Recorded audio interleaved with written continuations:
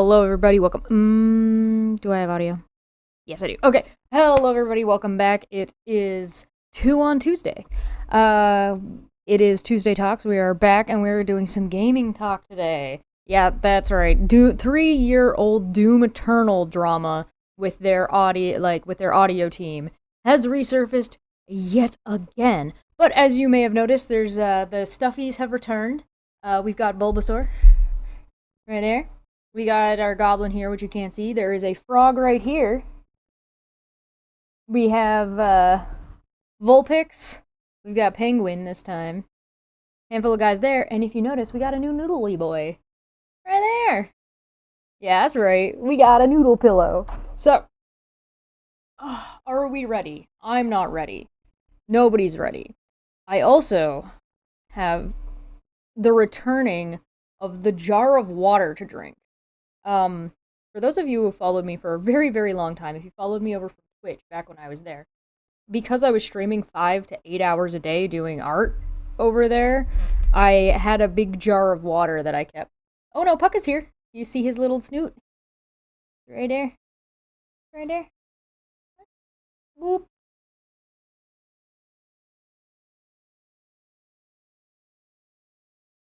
Although I have to admit, I am living in my new place and the water tastes weird. I am not used to it.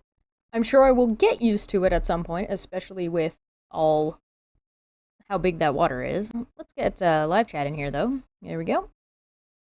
So yeah, there's lots of stuff going on. The next stream will be on Thursday. If you are a member here, you will get it. If you are not a member, you can watch over on Twitch. Feel free to follow, become a Patreon, become a member if you're so interested. If you want to follow me at Twitch, you can find me over there. I will throw a link in the description as well.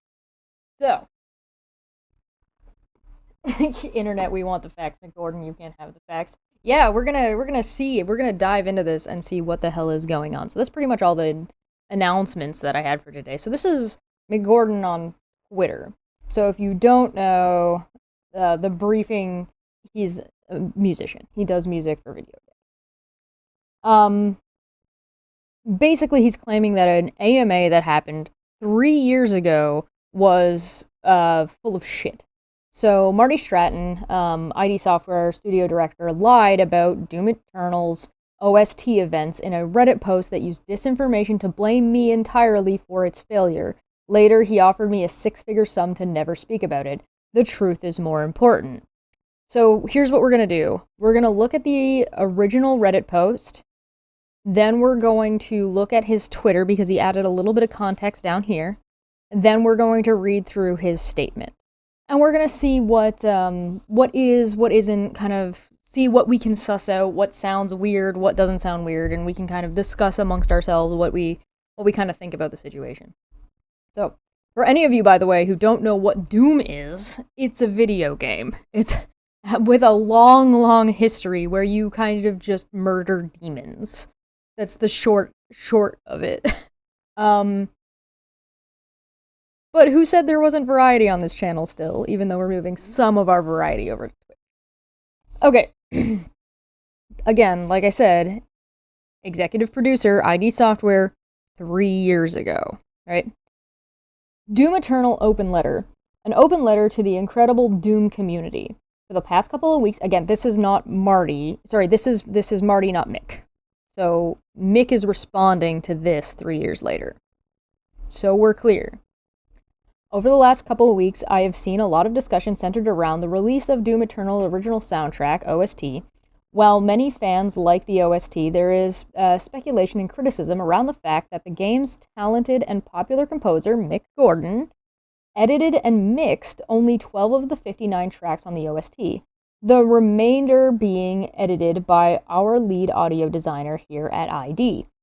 Some have suggested that we've been careless with or disrespectful of the game's music. Others have speculated that Mick wasn't given the time or creative freedom to deliver something different or better. The fact is, none of it is true. What has become unacceptable to me are the direct and personal attacks on our lead audio designer, particularly considering his outstanding contributions to the game, as well as the damage this mischaracterization is doing to the many talented people who have contributed to the game and continue to support it. I feel it is my responsibility to respond on their behalf. Okay, that's a yikes to me. Like, we're jumping into the I'm speaking for other people, and as soon as you start doing that, I mean, I gave the same criticism to Matt Dillahunty. If these people haven't asked you to speak for them, and they don't have their own voice, or they are not using their own voice, unless you have some kind of meeting with them, or unless you have some kind of, like,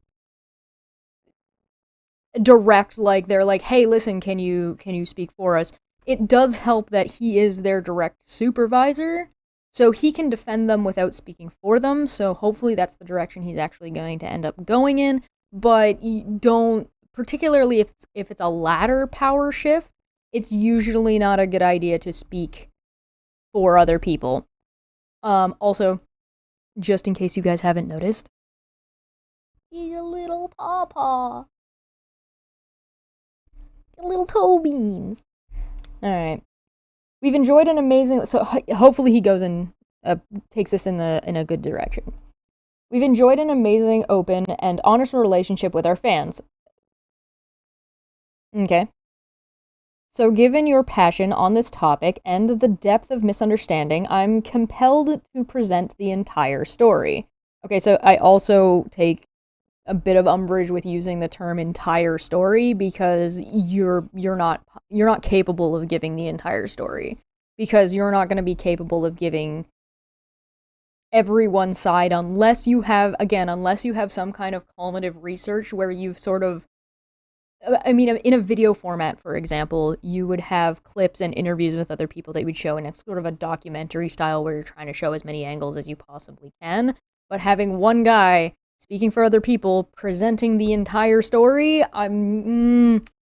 maybe a little bit of a language shift might be in order, but again, we'll see.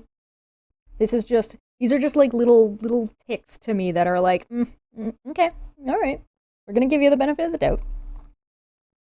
When asked on social media about this feature with Doom, Mick has replied, quote, doubt we'll work together again, end quote.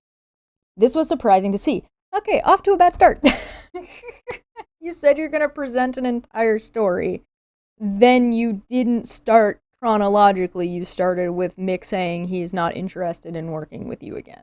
And then talking about how surprised you were. Well, those are your feelings, and although your feelings are valid, this is not a good way to start your presentation. Let's call it what it is. It's a presentation of his side, or what he wants to present to the public. Now, that doesn't mean it's inherently wrong, and that doesn't mean it's inherently manipulative or bad or anything like that. It simply means that this is not a good way to start with the presentation, in my opinion.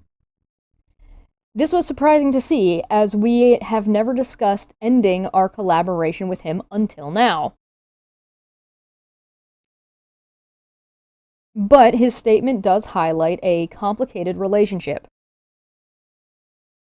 Our challenges have never been a matter of creative differences. Mick has had near limitless creative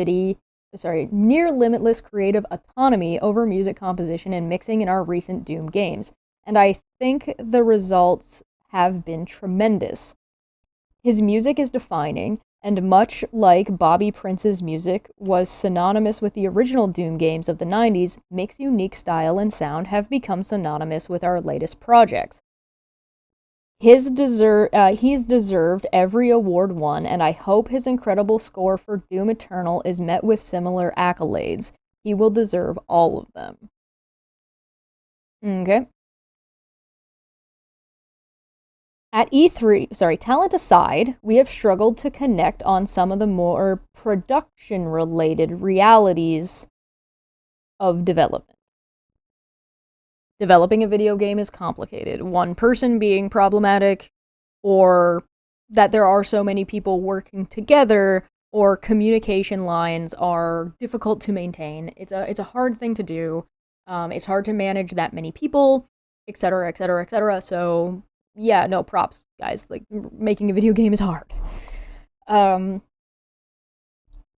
while communication around those issues have eroded trust, why is that? I feel like if you're gonna tell the entire story, I feel like maybe you should be telling us why those communications have eroded trust. Who was bullshitting who?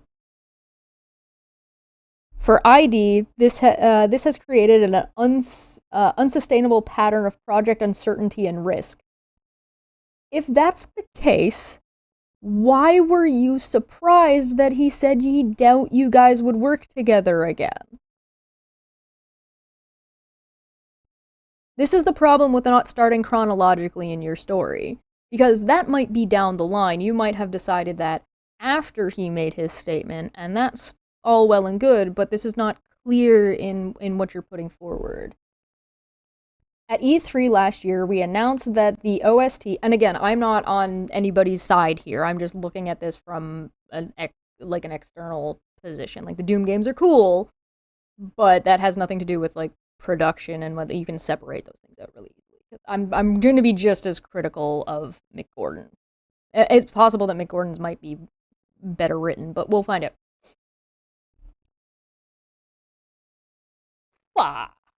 Where was I?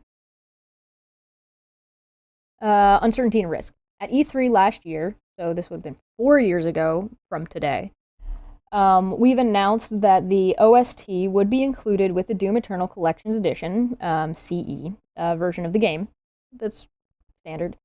At that point in time, we didn't have Mick under contract for the OST, and because of ongoing issues receiving the music we needed for the game, did not want to add the distraction at the time. So you sold something that, like, implied you were using his name without having got him on board for it? You what? Communication had eroded trust because we decided not to tell him. How could this have happened? After discussions with Mick in January of this year, so a year goes by, we reached general agreement on the terms for Mick to deliver the OST by early March, in time to meet the consumer commitment of including the digital OST with the Doom Eternal CE at launch. I'm starting to see some of the problems here.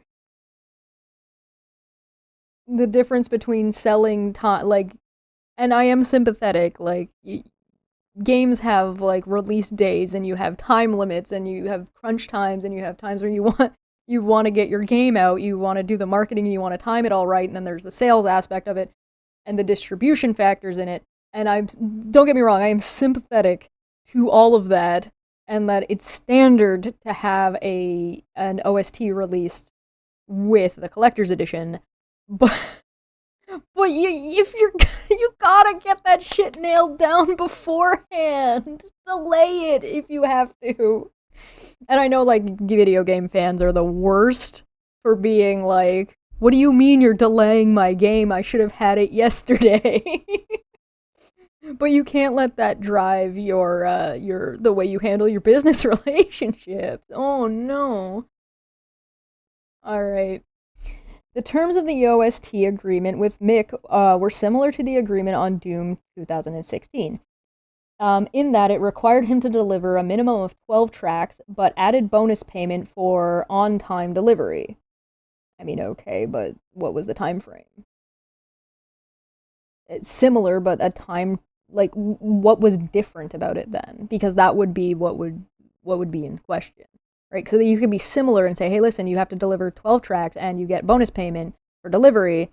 And then, yeah, Doom was delayed and fans were fine with it. Right, yeah, exactly. A lot of times, as much as video game fans are the worst, if you present the information to them the right way, most of the time they're going to be fine with it. I was exaggerating. So if you were to say, like, hey, listen, we gave him the same deal, but instead of having 6 months, he had 3 months.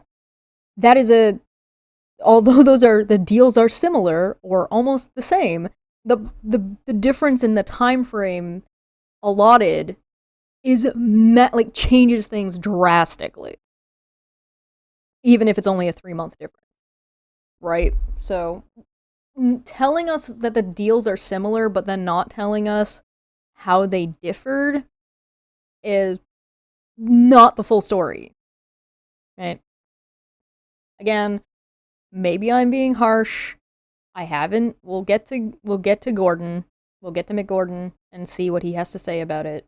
And then we'll decide from there. So no decisions yet. No, I'm not. None of that. We're going to wait until we see everything before we make a decision about somebody being an asshole here. Blah, blah, blah, blah. The agreement also gives complete creative control over what he delivers.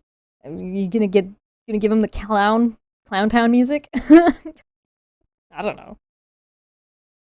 On February 24th, Mick reached out to communicate that he and his team were fine with the terms of the agreement, but that there was a lot more work involved than anticipated, a lot of content to wade through, and that while he was making progress, it was taking longer than expected.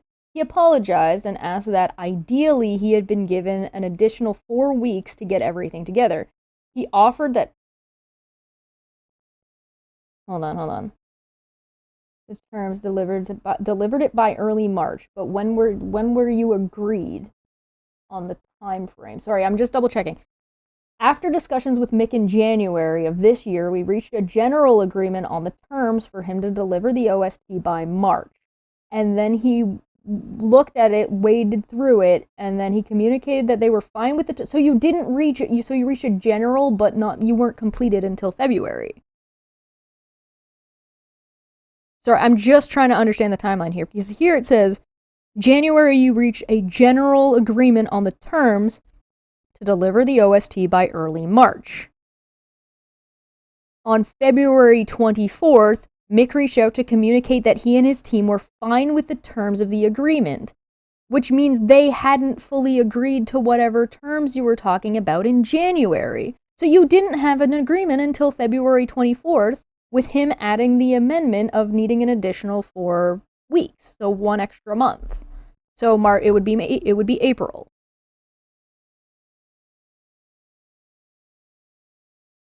So in January they were asking something from March. So January, February, that's 2 months, assuming it's the end of March, right? And so he was asking for 3 months. But I don't buy this. When you say that after discussions with Mick in January of this year, February 24th, that they were fine with the terms. You didn't come to an agreement in January. You came to an agreement in February, where he was like, hey, listen, I'm up for the terms. However, after looking at what the needs are, I'm sorry, but this is going to take another 4 months. You're saying he apologized as if he was like, he had agreed to something and then couldn't make that date. That's not what's being set up here. This is, sorry, but da-da-da-da-da-da. That's the way,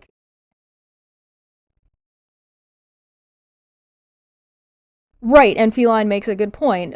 But the weeks that had gone by between January and February, which is now the end of February, for how long those discussions were going on, no work would be being done except maybe Mick going through things and organizing to see what amount needed to be done to reach reasonable terms and set a reasonable expectation for how long it was going to take. Okay, now you're starting to sound sketchy to me. When you provide conflicting information in your statement, I'm going to start having questions, right?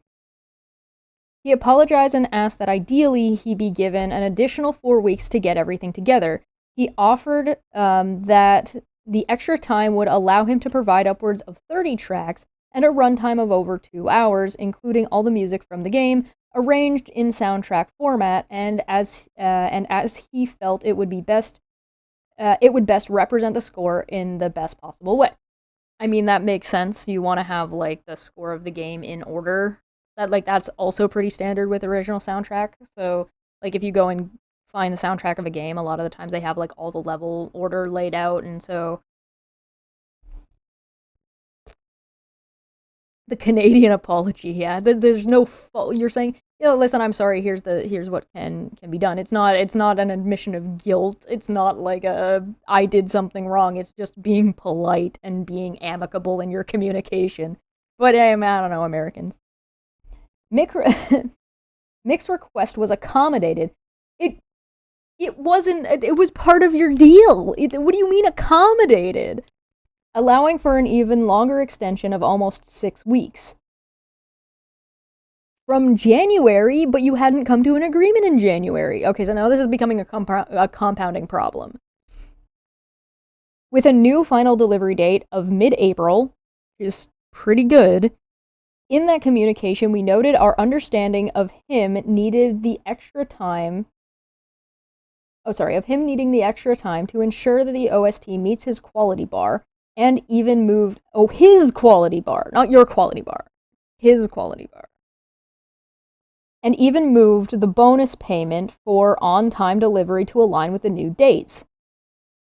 Yeah, because that's what you agreed on in February, not January. This was after you already told people, before you negotiated this deal and got the timing down, that the thing was going to be out sooner. This is entirely your fault so far, according to you. So he could still receive the full compensation intended, which he will. So he hadn't gotten paid as of the posting of this thing. In early March, we announced via Twitter that the OST component to the Doom Eternal Collector's Edition was delayed and would not be available as originally intended. Why did you wait till March if you made the deal in February? Admittedly, the end of February, but I understand wanting to be sure. I guess that makes sense. Whoops. We announced via Twitter, blah, blah, blah. It's important to note at this point that not only were we disappointed to not deliver the OST with the launch of the Collector's Edition, which you fucked up on your own, we needed to be mindful of consumer protection laws in many countries that allow customers to demand full refund for a product if a product is not delivered on or about its announced availability date, which you announced all on your own before you had an agreement settled. This is all, I don't see how any of this is Mick's fault so far. Even with that, the mid-April delivery would allow us to meet our commitment to consumers while also allowing Mick the time he had ideally requested. As we hit April, we grew increasingly concerned about Mick delivering the OST to us on time. I personally asked our lead audio designer at ID, Chad, sorry for your name, to begin work on ID versions of the tracks, a backup plan should Mick not be able to deliver on time. To complete this, Chad would need to take all of the music as Mick had delivered for the game, edit the pieces together into tracks, and arrange those tracks into a comprehensive OST. So, sounds like he wasn't... They're saying that Chad didn't make any changes to the music, he just got it all and arranged it and laid it out in a track form. It is important to understand that there's a difference between music mixed for inclusion in a game and music mixed for inclusion in the OST. Yeah, so we'd have to remix it to make it sound like it's a game is supposed to be immersive, and so the music isn't supposed to be overwhelming. Whereas, like, in a soundtrack, you want the music to be the front center of attention, which is not the case when it's live in the game. Several people have noted the difference when looking at the waveforms, but have misunderstood why there's a difference. When a track looks bricked, or like a bar where the extreme highs and lows of the dynamic range are clipped, this is how we receive the music from Mick for inclusion in the game, in fragments pre-mixed and pre-compressed by him. Those music fragments he delivered then go into our audio system and are combined in real time as you play through the game. Right. Alternatively, when mixing and mastering for an OST, Mick starts with his source material, which we don't typically have access to, and remixes for the OST to ensure highs and lows are not clipped. so that way the quality is there, as seen in his 12 OST soundtracks. This is all important to note because Chad only had these premixes and pre-compressed game fragments from Mick to work with in editing the ID versions of the tracks. Right.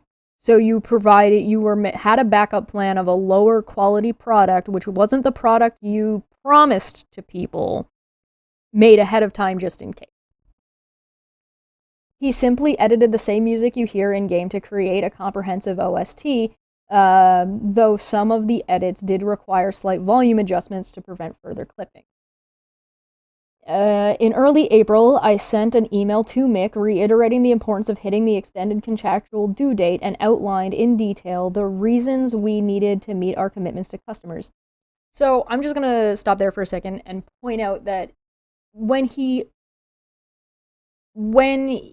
presented the deal that he said he made in January, it said 12 tracks with a bonus if it's delivered on time, which means there should be a reasonable expectation of a gap there, and he doesn't get the bonus but still gets his full pay, right? Like a delay gap, right? So if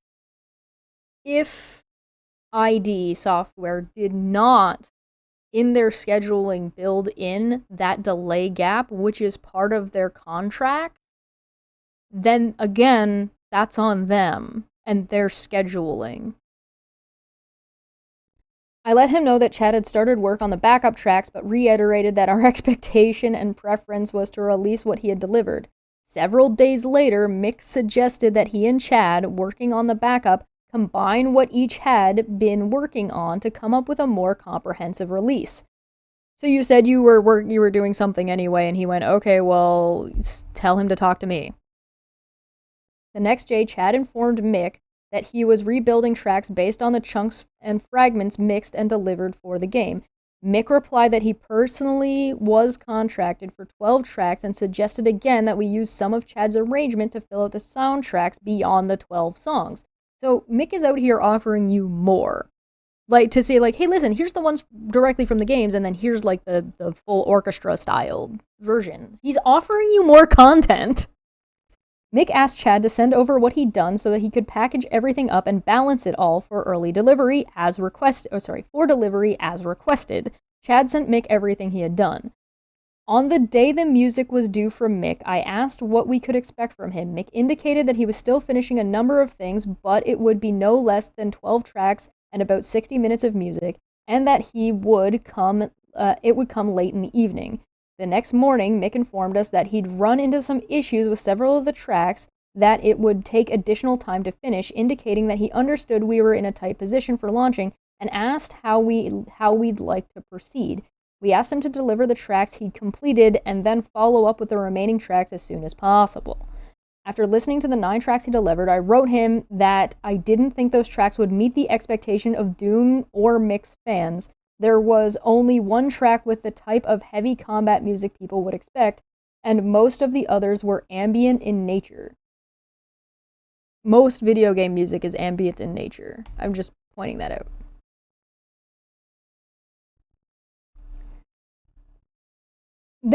I do notice that there are no timestamps for any of this. So when he says later in the day, when did you that evening? He gave specific date for February, and that was it. He hasn't given a specific date for any other thing or time frames. Instead, he replied that the additional tracks he was trying to deliver were in fact combat tracks, and that they are the most difficult to get right. He again suggested that if more heavy tracks are needed, Chad's tracks could be used to flesh it out further. After considering his recommendations, I let Mick know that we would move forward with a combined effort to provide a more comprehensive collection of the music from the game. I let Mick know that Chad had ordered his edited tracks as chronologically of the game music, as a chronology, of the game music, and that to create the combination of work, Chad would insert Mick's delivered tracks into the OST chronologically where appropriate, and then delete his own tracks containing a similar thematic material. Okay, so I wouldn't do it that way. the way I would do it is I would have two sets of tracks, right? You would have the in-game tracks and the music as is from the game, and then have a separate track of this, and this. Rez says, the Doom 2016 and the Doom Eternal soundtracks are kind of unique in the gaming industry, given that they are designed to be very in your face, and they are popular for that reason, among others. Absolutely. Absolutely. The Doom music is definitely more in your face than the majority of game music.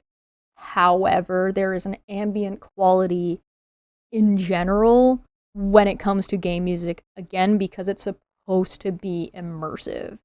If the immersion is supposed to be, yeah, let's go shoot aliens, it's going to be different than, like, I'm fishing on a rainy day in Animal Crossing. But they're both still ambient in nature. But I understand, but Rez is right. But Doom in general is far more, like, the music does it takes that next step. I said that his additional combat track. I said that if his additional combat tracks come in soon, we'd do the same to include them in the OST or offer them later as a bonus track. Mick delivered 2 final tracks, which we incorporated, and he wished us luck wrapping it up. It sounds like you communicated back and forth just fine. I thanked him and let him know that we'd be happy to deliver his final track as a bonus later on, and reminded him that our plans for distribution of the OST first to the CE owners, which is I don't like that he's using CE here, it's really annoying. Collector's Edition owners, then later on for distribution on other platforms. Okay. On April 19th. So we finally got the next date.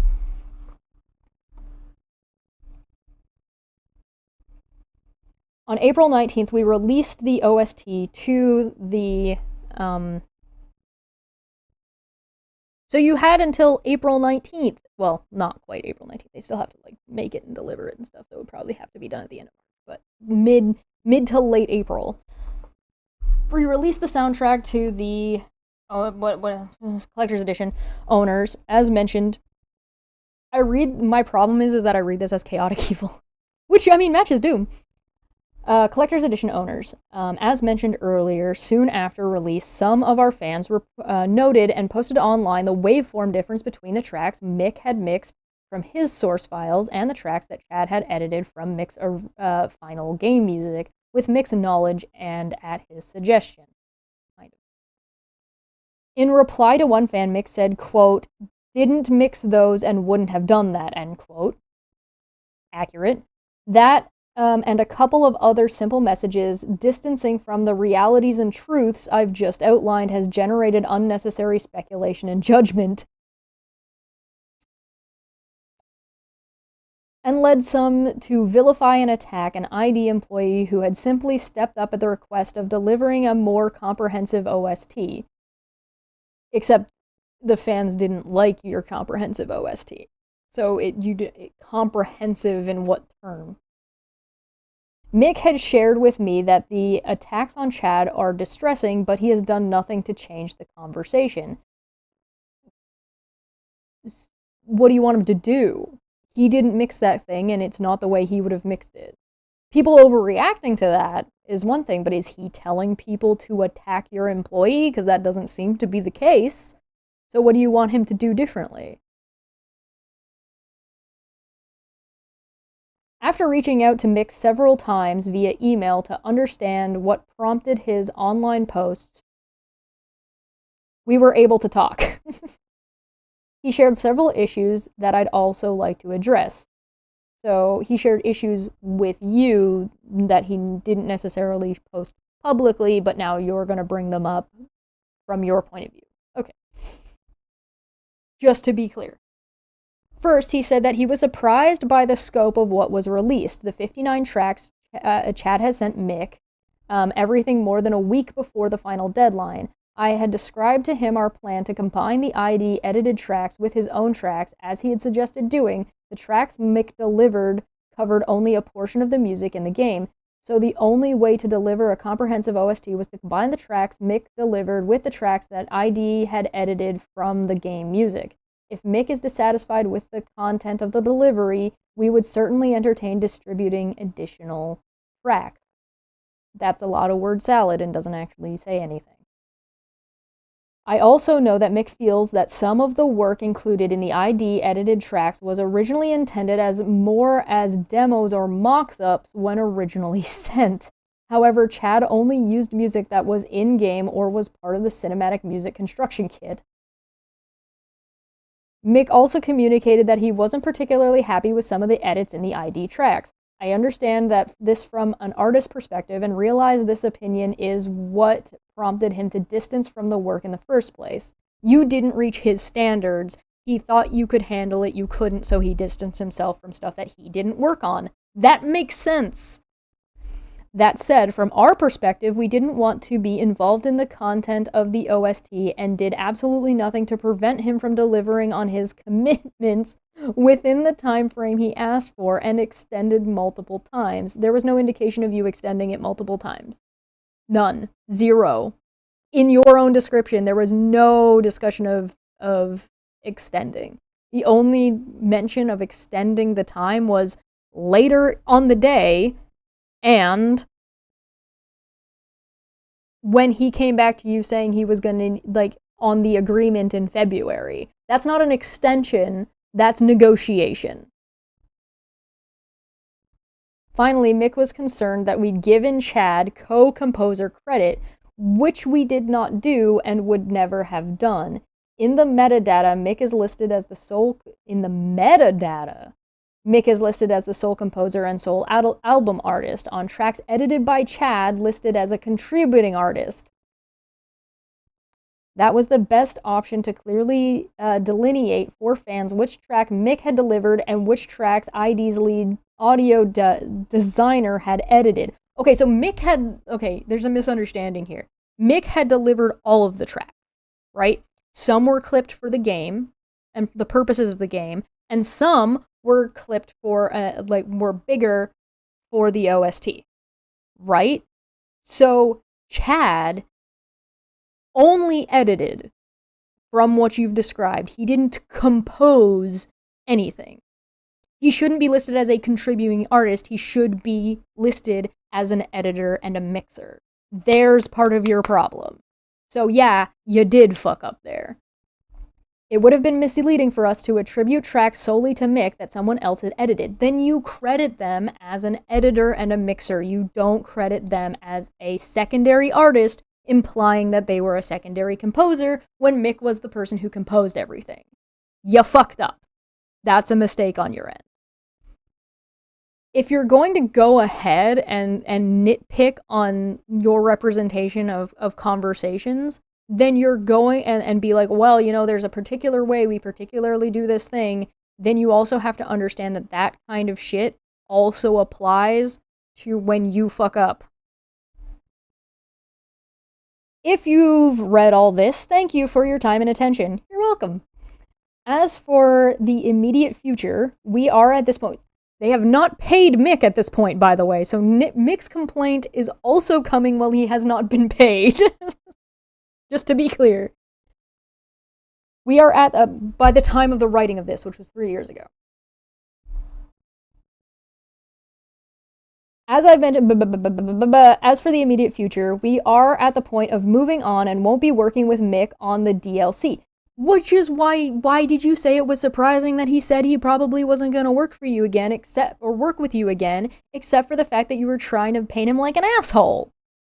You weren't surprised. You're literally writing about it, and that how you probably weren't working with him again, so fuck off. We currently, the DLC we currently have in production. As I've mentioned, his music is incredible, he is a rare talent, and I hope he wins many awards and contributions to Doom Eternal at the end of the year. But we don't want to work with him because we don't know how to communicate, and he wasn't just able to, like, pull music tracks out of his ass in a short period of time after we already promised it to people publicly before we even talked to him about it. Wow! He didn't meet all of our demands. Dude, I'm not gonna lie. Your own posts makes you sound like the asshole. I'm disappointed as anyone that we're at this point. I'm as disappointed as anyone that we're at this point.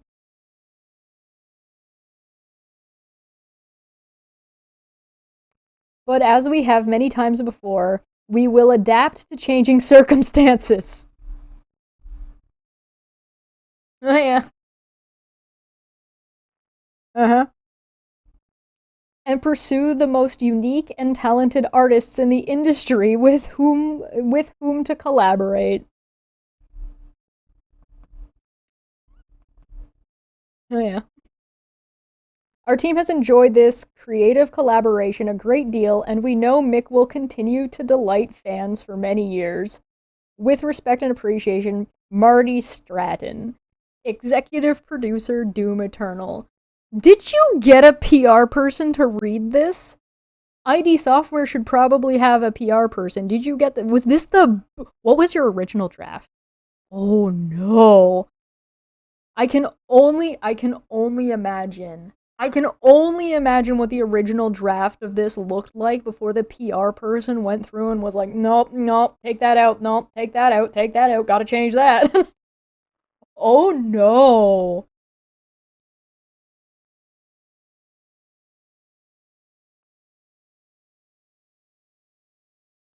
Okay, so maybe this will get flipped on his head. Maybe we're gonna look at Mick's message about this, and he's gonna blow us out of the water with what a dick he is. I don't know. Marty Stratton, ID Software studio director, lied about Doom Eternal's OST events in a Reddit post that used disinformation to blame me entirely for its failure. He did try to blame Mick for everything, yeah, that's true. Later, he offered me a six-figure sum to never think or never speak about it. The truth is more important. I feel like you should have just taken the six figures and then talked about it anyway. I feel like that's what I would do in any situation. I'd be like, okay, yeah, wire me that money and send.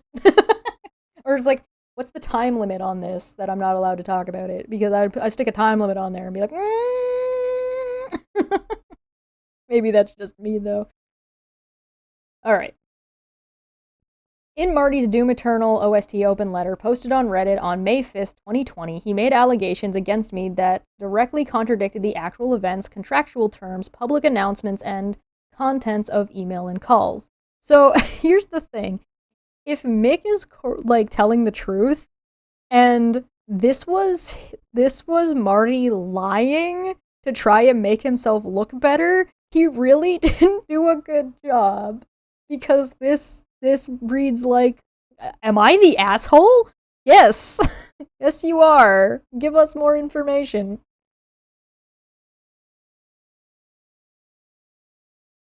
Marty's post severely impacted my professional and personal reputation. As it would, the game industry is a small place. In releasing this statement, I'm exercising my right to defend myself. It is a defense, not an unprovoked attack, issued with extreme reluctance only after all other attempts to resolve the matter have failed. Okay, so there was a question about why is this taking why is it 3 years later that Mick decided to talk about this? And I think that's your answer. That there were attempts to rectify and resolve the situation that were happening in the background. And a good example is like, why did it take so long for people to distance themselves from Nick Suter? It was because people were trying to resolve and rectify the problem behind, like, privately, like trying to make things right and reasonable before things turn into a public blowout. So that seems to be the Al makes a good point. Labeling Chad as an arranger or in an arrangement section that might have worked better if he didn't from scratch make anything new. Even that would have been more than editor, though, because arrangers compose. Yeah, arrangement, he would have had a little bit more legs to stand on if he used arrangement rather than contributing artist, because contributing artist is too vague, and it implies composition.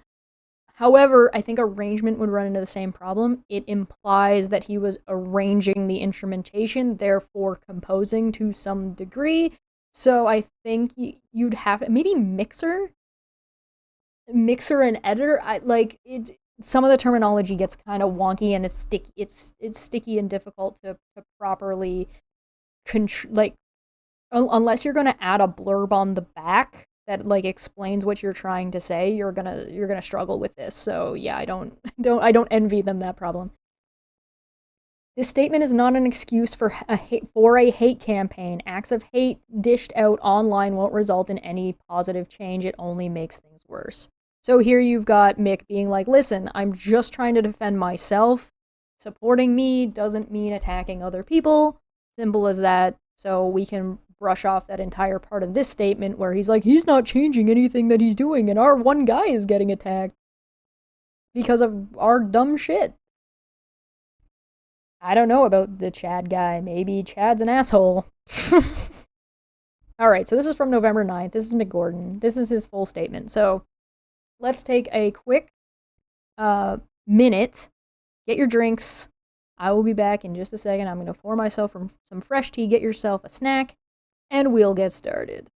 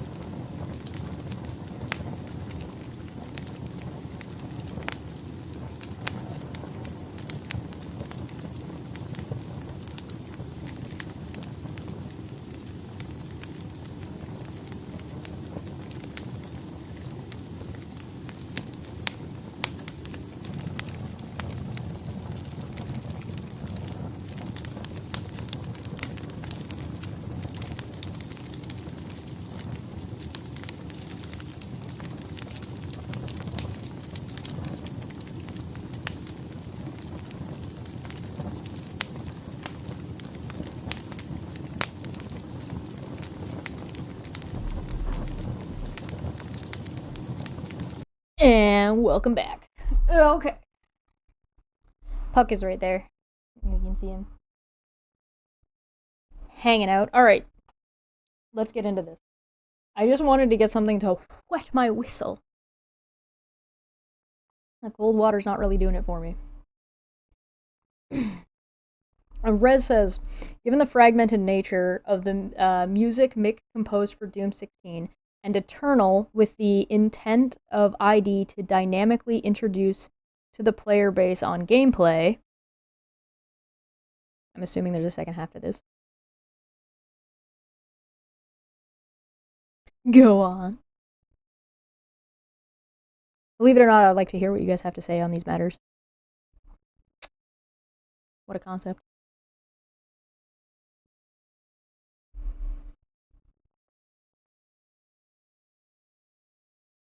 Yep. The chat delay kills me every time. Given the fragmented nature of the music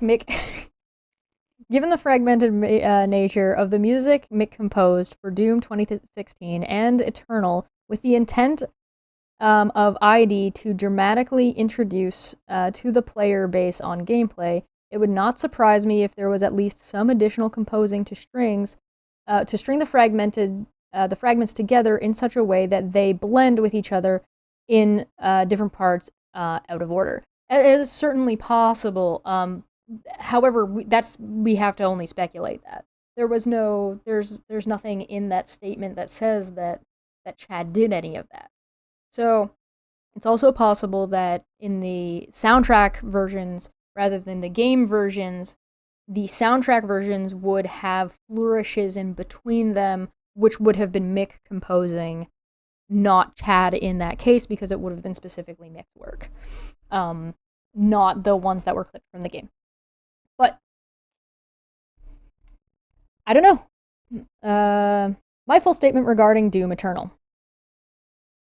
This statement is issued in response to ID Software Studio director Marty Stratton's Doom Eternal OST open letter published on Reddit on May 5th, 2020.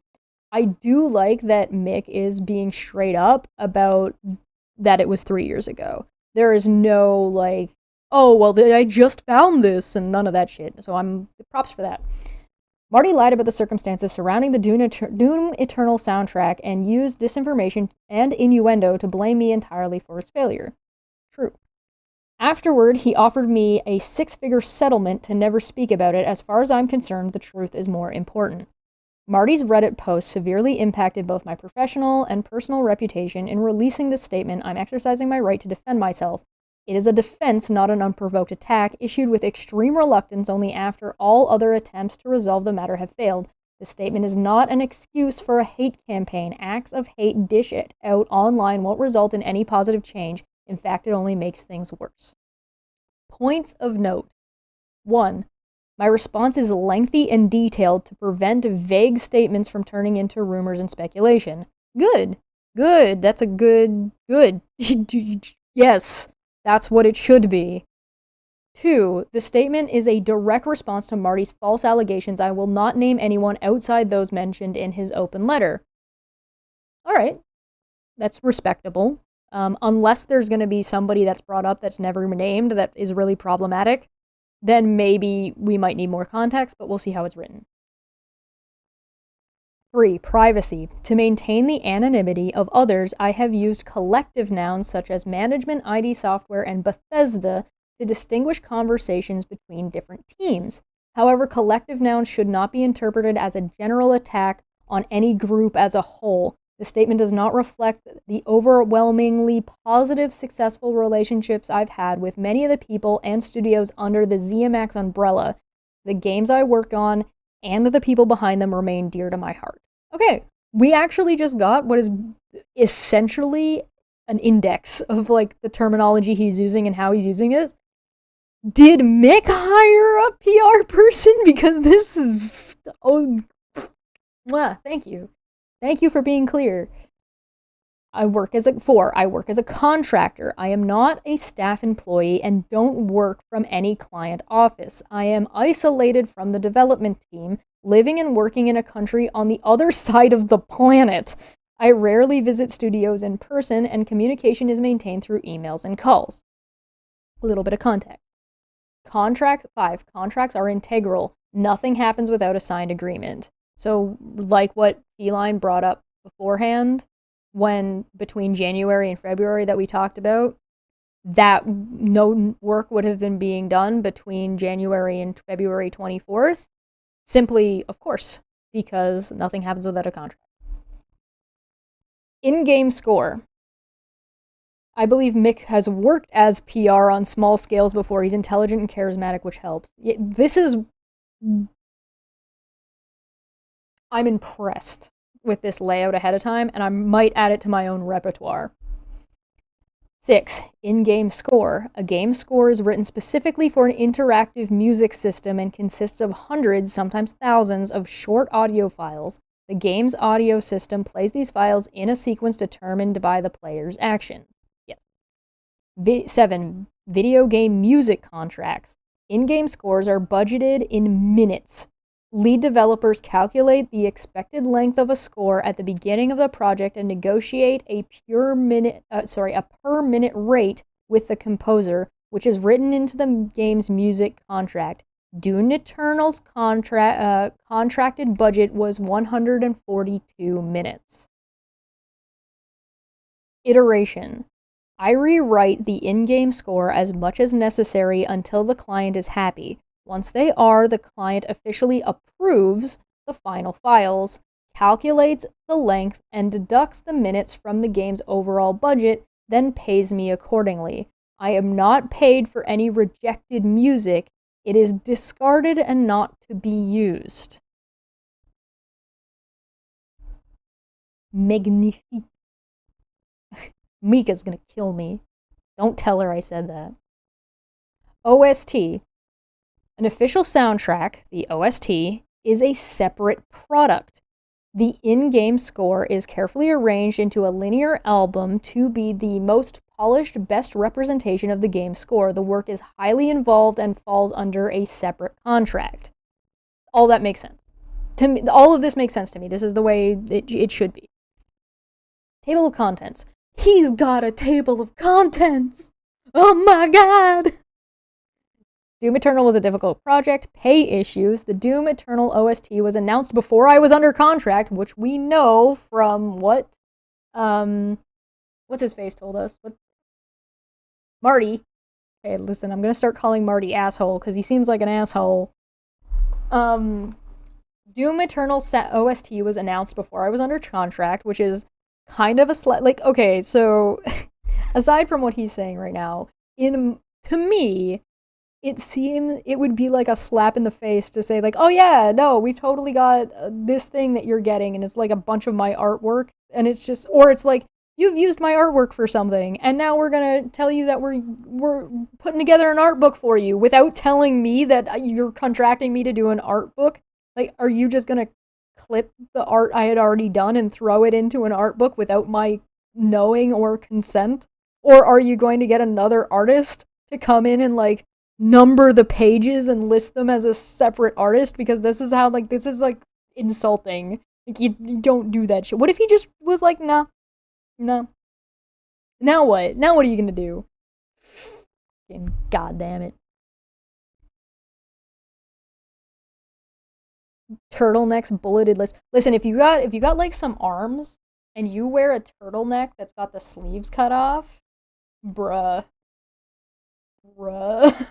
Don't talk about it. Also alcohol. But that's neither here nor there. Your 2 years means nothing since you did that on your own time. Yeah.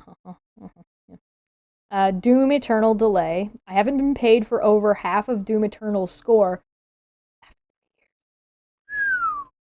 The OST, Doom Eternal OST. The OST was delayed before I was under contract, making the OST ID Software's alternative OST wasn't up to standard. The OST's release. The aftermath.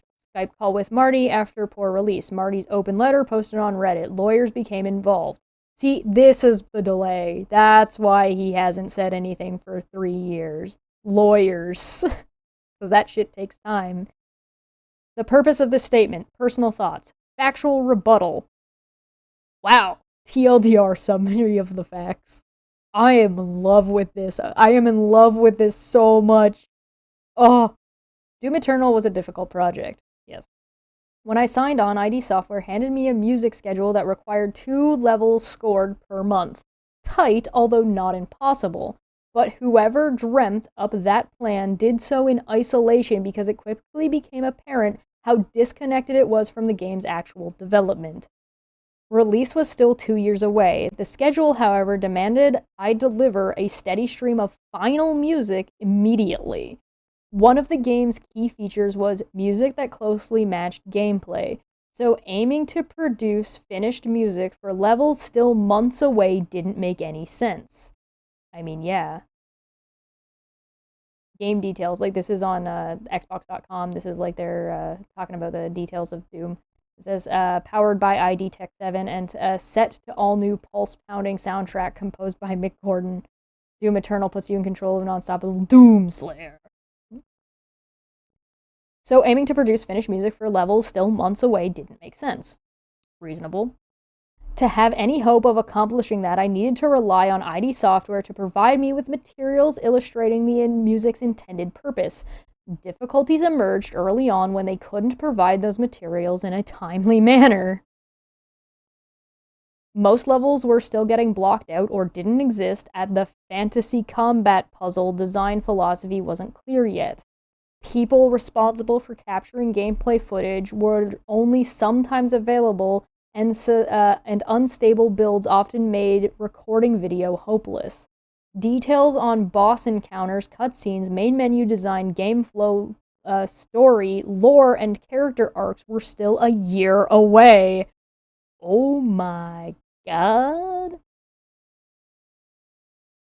Sticking to the schedule meant producing finished music when nobody could give me an idea what to write. I tried, but Doom Eternal was already heading in a new direction, and my experience on Doom 2016 wasn't much help.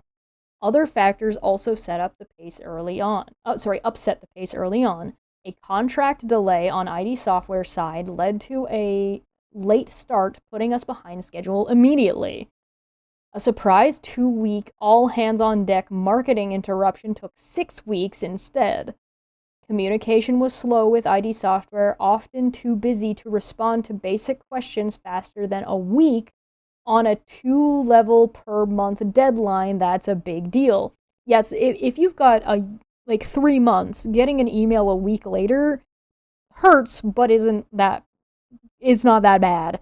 But if you're like, I have to have 2 done in a month and I have 4 weeks and it takes you a week to get back to me to give me the details or answer a question, yeah, that's 2 weeks out of your 4-week period. Fucking yikes. Conversations were bogged down with unnecessary arguments arising from unrealistic expectations, such as why the complex metal choir recording, which later took months to execute, couldn't be done in the first 2 weeks. 2 months in, it was clear the schedule wasn't going to work. It was a masterpiece in Excel, but a disaster in reality. The requirement to write, perform, record, produce, mix, master, and implement 2 levels of music with feedback rounds every 30 days, when the levels themselves were bare bone, now looked ridiculous. I mean, that sounds pretty up the wall. It was simply too early to attempt locking off music. Picture of an email, Mick Gordon sending to somebody redacted information, probably is like, hey, how are you? Da da da da. I should really say that I've just started on blank, and it has a really packet-tight schedule. I have scheduled a meeting on Thursday where I'm hoping we can smooth it out a little because it is currently insane and is already causing issues. So here's him communicating with them. Been here before, coming off the back of 5 other Bethesda-published titles. This felt like familiar territory. Most projects begin with an idealistic timetable conjured up with a crystal ball that fails to predict the unforeseeable difficulties associated with cutting-edge game development. Yes, anytime you're developing anything, any kind of project, you should factor in additional weeks for every different segment, and then even additional months if you're working with something that is brand new, right? So if I make something in Unreal, at least I know the Unreal Engine functions in a particular way, so I don't necessarily have to factor in additional time to work out bugs in the Unreal Engine, because there shouldn't be bugs that I'm running into in the Unreal Engine. Not that there aren't any, but that's the point. It's besides the point. However, if I'm developing an engine from scratch, I need to factor in that I'm developing that from scratch, and there's going to be bugs and there's going to be stuff that needs to be ironed out. Typically, it's not a problem. The team adapts to the changing circumstances by adjusting the schedule and getting on with the job. And so, as I had done with similar situations before, I proposed a schedule change to management. Pointing out the issues, I clearly explained why the current plan was impractical. Finalizing Doom Eternal's intricate music was practically impossible this early in development. Levels were unfinished or non-existent, meaning the music's context wasn't clear. Guesswork was my only option. And I could see a future filled with rejections and demands for rewrites impossible to accommodate thanks to a schedule that was already packed tight.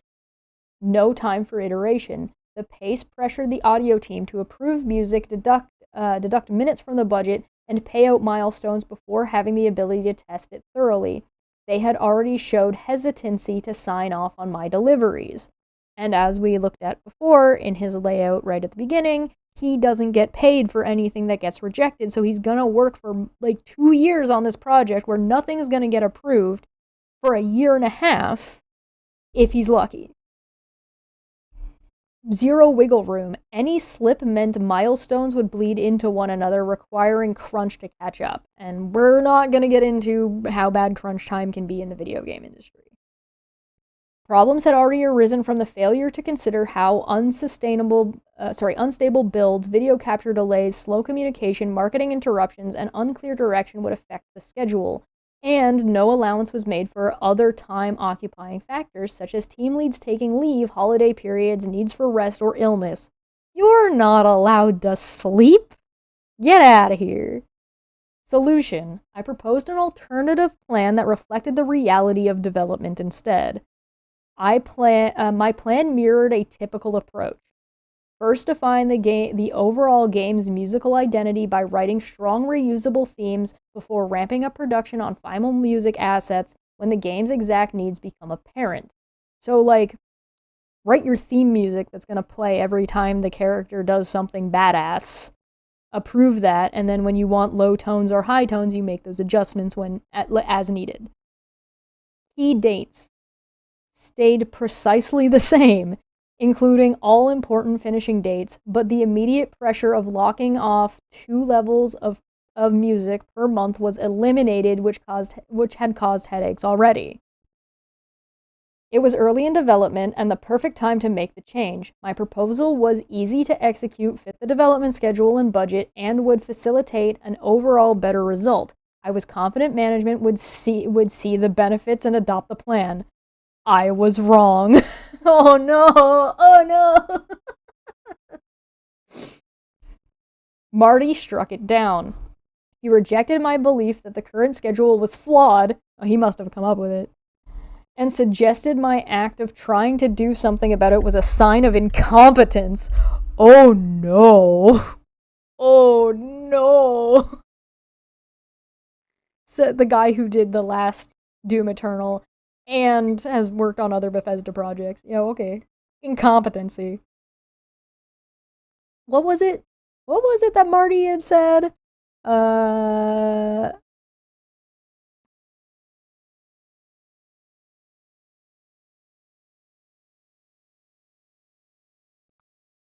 As for immediate future, at the point, don't worry, blah, blah, blah, blah, blah. As I've mentioned, his music is incredible. He is a rare talent, and I hope he wins many awards for his contribution. Our team has enjoyed the creative collaboration a great deal, and we know Mick will continue to delight fans for many years ahead. Suggested my act of trying to do something about it was a sign of incompetence.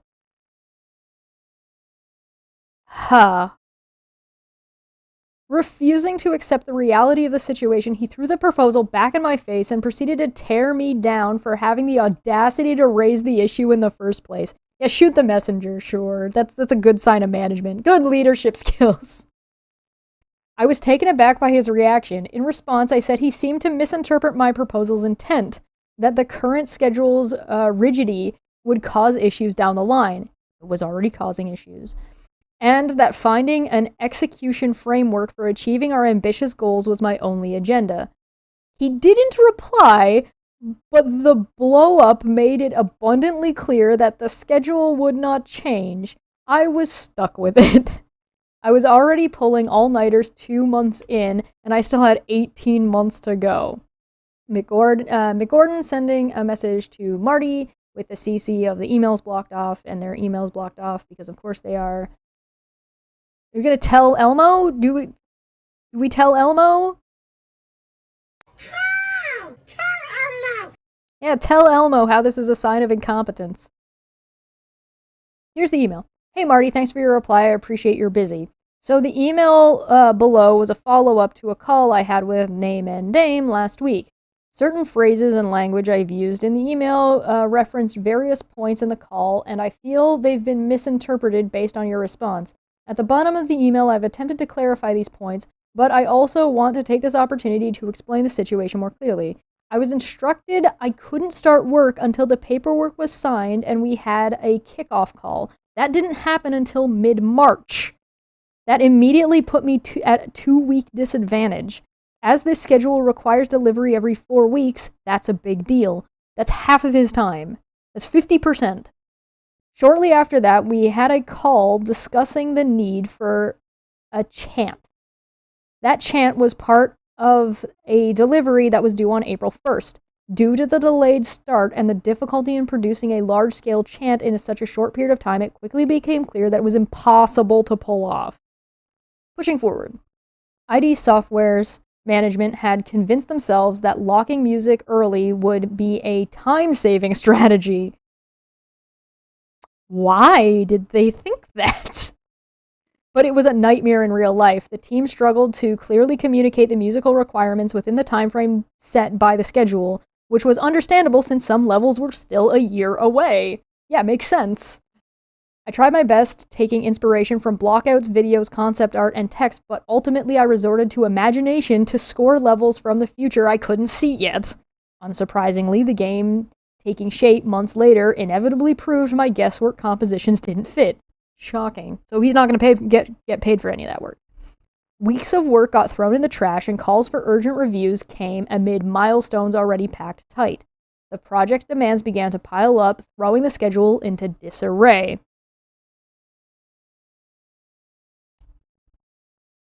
Here's a comment before I move on in this thing. In fairness, it is a sign of incompetence. The big problem is a clear sign of management incompetence, and that's the problem. There it is, folks. What frustrated me beyond belief was that I had flagged these exact issues as potential problems earlier in the project. But management seemed to forget that and instead blamed the causes on me. Immediate team members were sympathetic to the circumstances, but looking to them for support rarely got me anywhere. They were usually reticent?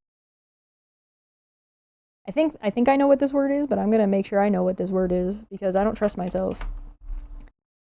Not revealing one's thoughts or feelings readily. They were reserved in dealing with him. They were reticent, unsure of themselves, and hesitant to raise issues with upper management. Make a proper heavy. Maybe a redo. Just needs better mix. Music that needs version 2. All of it. Blowouts. As development progressed, it became obvious whoever thought up the music budget had no idea about the game's true scope. Stages blew out in size far beyond what had been anticipated. Hour-long levels where players traverse fantastic worlds with epic vistas and tricky platforming sections had just 30 seconds allocated to exploration music. No! You've ever played a video game where the music gets obnoxiously repetitive because it's playing the same short clip of audio in a segment of game that takes a really long period of time? That's what he just described. And that's what would have happened if he just gave 30 seconds to it. Oh no. Doom's mantra is wall-to-wall music, which made this oversight seem laughable. I was able to convince ID Software to dedicate more minutes to these areas, but only after wasting valuable time on unnecessary demonstrations to prove that 30 seconds wasn't nearly enough. Did you just sit there? Did you put like a music set on loop and make them sit there and listen to it for 30 seconds, for an hour? Because that's what I would have done. I would have been like, yeah, here's your track.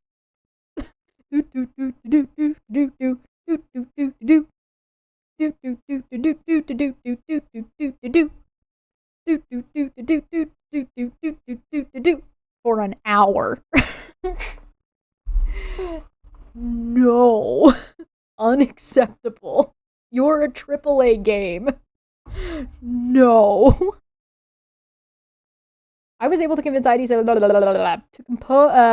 compensate for the shortfall. They didn't unlock any more budget. Instead, they reallocated minutes from the game's combat music pool, meaning other areas had less music as a result. Hey, Gullah Summer, good to see you. Overwhelmingly, I worked straight for months, desperately trying to stay on top of things, and each week seemed to bring a new set of problems. I was cut out of music meetings, my emails went unanswered, and the mandated file transfer system auto-deleted all music files every 2 weeks. Why? Why would you do this? No. No. God, no. ID Software withheld important information, and I was hardly ever able to check my music in-game. Weekly calls with the audio team, which I relied on as a source of crucial information to do the job, were frequently hijacked by panic-stricken managers who seldom brought anything helpful to the table and instead just hiked up stress levels. Good management says what? The heaping list of problems and their accumulative effect on the schedule didn't seem to matter to those people whose only method of response was messages laced with criticism. More crunch, less sleep. Here's a screenshot of the email. Thanks for the push, Marty. This is to Marty Stratton from him. Thanks for the push, Marty. I appreciate you're busy. Making it awesome certainly takes time, but I understand the time pressures the project is under, and I can assure you we're crunching over here as hard as possible with that in mind. I hope to jump on a call with Name later today to talk through it. 2 quick things. 1, it's obviously impossible for me to complete work on elements that haven't been completed. Name, for example. I can't make the final approach on Name until they're close to ready. Name and I have discussed various contingencies, but I'd really like to give specific name to name a unique treatment. So it's like boss levels and stuff like that. I'll keep in touch with blank on process. Name, person, individual. 2, I haven't been paid since December of 2018. 8 months ago. I've raised the issue multiple times and haven't gotten anywhere. Whilst I'm happy to crunch away in good faith, I'd certainly appreciate payment for the work completed. Thanks. Ooh, pay issues. Arguments over pay began when ID Software threw out 2 entire suites written for Super Gore Nest and Mars Core shortly after the QuakeCon 2018 premiere. The rejection was bad enough. It meant scoring 4 levels simultaneously the following month. 4? My god. But ID Software also denied payment on the notion they changed their mind and no longer liked the music. Choosing beggar? You can't do that! You can't do that! This is illegal! I don't know if it's actually illegal, but you can't do that! You cannot do that. You don't get to pay you don't get to commission something from somebody, get the product, use the product, approve the product, and then be like, nah, do it again, and not pay them. That's not how this works. That's not how any of this works. This guy is unfucking believable. I argued music appearing at promotional events constituted usage. Yeah. Therefore, they owed me compensation. In this case, they caved. Good. The fact that they even tried it is insulting. But as development continued, they grew reluctant to approve anything I delivered. As predicted, the audio team weren't willing to sign off on anything they couldn't thoroughly test. Partially, that's reasonable if you were doing things like normal, but they're not doing things like normal. They withheld approvals and therefore payment for months. Beginning in January of 2019, I went 11 months without pay. Uncertainty. Delaying approvals also kept the official measure of completion in a constant state of ambiguity. I kept waiting and writing, delivering suite after suite, working as hard as possible. Yet, management constantly painted my progress as a total failure and therefore an opportunity to chew me out with scorn and ridicule. Fucking wow.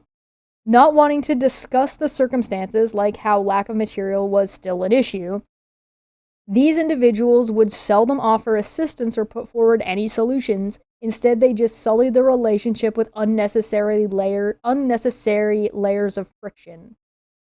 Not getting paid for your work, Chesh wouldn't know anything about that.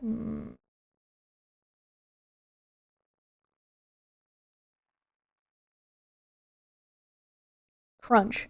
Blowouts, rejections, lack of approvals, endless demands, marketing disruptions, and ambiguity over the actual state of progress translated to one thing: severe crunch. For a year now, I had been sleeping in the studio away from home, surviving on microwave food, and spending long periods away from family. But then things got worse. But wait! There's more! The Doom Eternal soundtrack announcement. Have ID Software considered hiring Steve McRae as management? During Bethesda's 3E showcase on June 16th, 2019, Marty announced, quote, Doom Eternals will release on November 22nd, end quote. A special collector's edition was also announced, which included Mick Gordon, quote, Mick Gordon's original Doom soundtrack, the OST. They used his name for something they hadn't contracted him to do. Oh my god.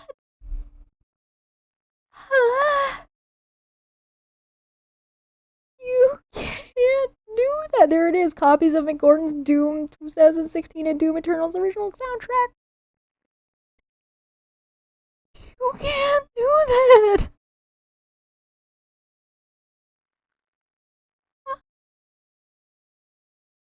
The problem, pre-orders went on sale immediately.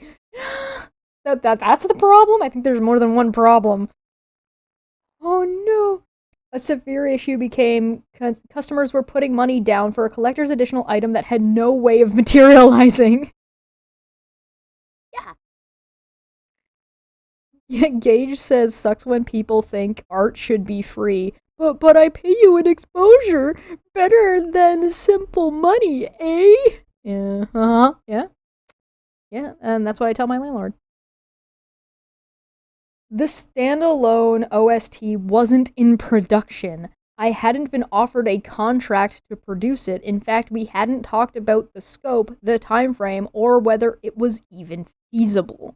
E3 events are planned months in advance, well rehearsed and carefully managed, but nobody thought to discuss the OST with me in any way whatsoever. I learned about it in the media.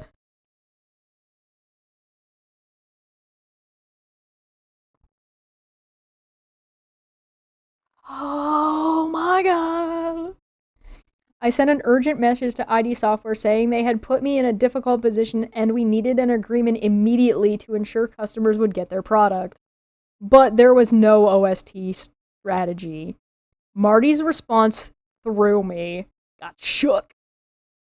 For reasons I still don't understand, he flatly denied me the contract and refused to do anything about the OST, saying he didn't want to cause a distraction. That's what he said in here. He said that, oh, we didn't want to tell him about it because it would be a distraction to our already tight schedule. Didn't want to cause a distraction? Didn't they just announce it at E3, the largest gaming show of the year? Couldn't they see the issue of taking pre-orders on a product without any agreement or strategy to actually deliver it? I pushed the issue again, but Marty refused to be drawn into an argument and shut the conversation down. He also didn't leave me with any alternative plan. Clearly, there wasn't one. Pre-orders sold out in days. The reality. Marty had since publicly repeated this didn't want a distraction notion, but the truth is it caused a great distraction. Yeah, not being a distraction would have it discussed and addressed way ahead of time, and then it wouldn't be a distraction. It would have all been taken care of. Fucking idiot. The collector's edition, you notice how I'm not having the same problems with Mick's statement as I was having with Marty's statement. Marty's statement didn't have very many dates. It had conflicting details. The way things were phrased were questionable. He said he was speaking out for the people who worked for him, but then clearly didn't say anything that they had actually said or complained about. He spoke and said what Marty was, what Mick was saying without actually providing any kind of screenshots, which Mick has.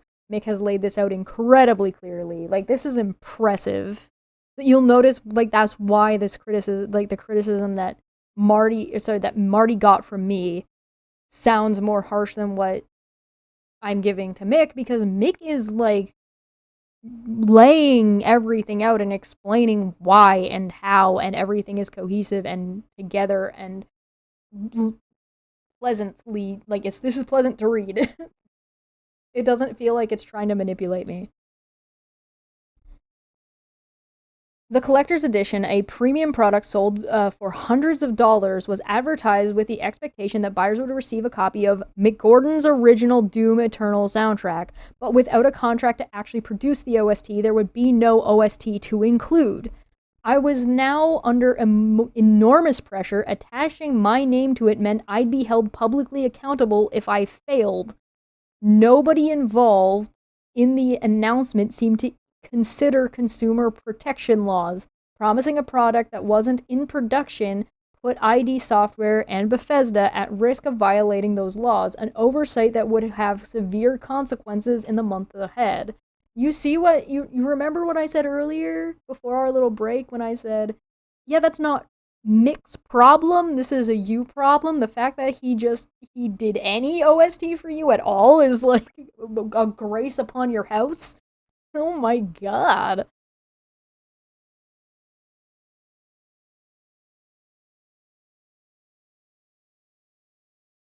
Marty reckons he didn't want a distraction. What exactly wasn't a distraction about the situation? Finishing the game, Doom Eternal's developers were crunching pretty hard for most of 2019. Marty Stratton said the importance of the game said it's important that the game live up to consumer expectations. You mean the expectations that you set? You fucking numpty. In the following months, I continued to stress severe concerns regarding the apparent lack of any OST strategy, but time and time again, I was either dismissed or outright ignored. Marty's position made no sense to me, and I determined that ID Software was stretched thin by overwhelming push to make the November 22nd release date and had no capacity to deal with other problems looming. That's very generous. That is a very generous interpretation. Development wore on, and I'm critical of that, because realistically, it's like they're just fucking him over because they didn't care, because they were already, like, distancing themselves from working with him because he pointed out that they had some issues and gave them some strategies to deal with them. What an asshole. Development wore on. Tension between ID Software and me had been undeniably building from the beginning and only worsened as the cycle of demanding music, avoiding approvals, and withholding pay continued. Not to mention the abuse that he mentioned earlier of just constant beration and ridicule, which is not appropriate in the workplace. You can criticize work, but if you're calling him incompetent, you better have a fucking way of demonstrating that shit. Payment inquiries were routinely met with either empty promises, deflection, or long-winded excuses, while they prioritized requests for new music over signing off on previously completed suites. Whenever I put forward the belief that perhaps the game had enough coverage and the minute allocation had surely been exhausted, they'd reject older music to make room for new demand. Yeah, but they already... Okay. Wow. Way to end up with nothing. Occasionally, I bore the brunt of some managers adopting Bethesda's legal history as clout to make lawsuit threats during arguments over demands. I contemplated quitting, except keeping up with the demands whilst not being paid meant I had financed the score expense out of my own pocket. I found this is a AAA title, and the composer for your music, which your brand, the Doom brand, your ID, like your IP is partially built on to a large, like by partially I mean like 60% is built on, is paying for it out of pocket? Are you kidding me? You want to talk about how fucked up that is?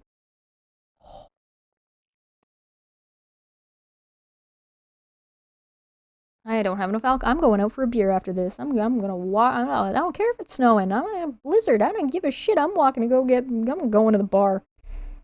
This shit. I'm gonna make myself some French toast and a pint.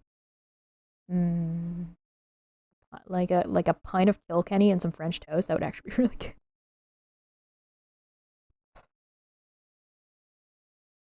I found myself in a commitment bias. Worried I'd lose money by walking away, then I'd gain by staying, so I kept working. Gambler's fallacy. Sunk too much in to leave and can't just walk away without getting anything from it. However, he should sue them and get what he was originally promised for it. But that would take years, as why we've got like this huge delay. Yeah, fuck the shit, I'm out. Yeah, absolutely. Like, there's a reason why I walked away at, like, almost as soon as we got non-sec back. We got non-sec back for 2 weeks, and I left because I wasn't getting paid. 2 weeks. Or, sorry, 2 months, and I was like, what the fuck? I have no patience for that shit.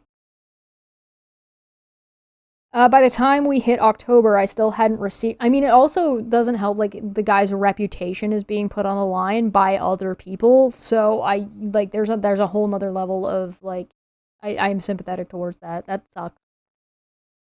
By the time we hit October, I still hadn't received all the materials needed to finish the score. The game was supposed to release in November. They hadn't paid me since January and still refused to talk about the original soundtrack. Update on Doom Eternal. Throughout the development of Doom Eternal, this is from their official Twitter, because this is before all the checkmarks got fucked up.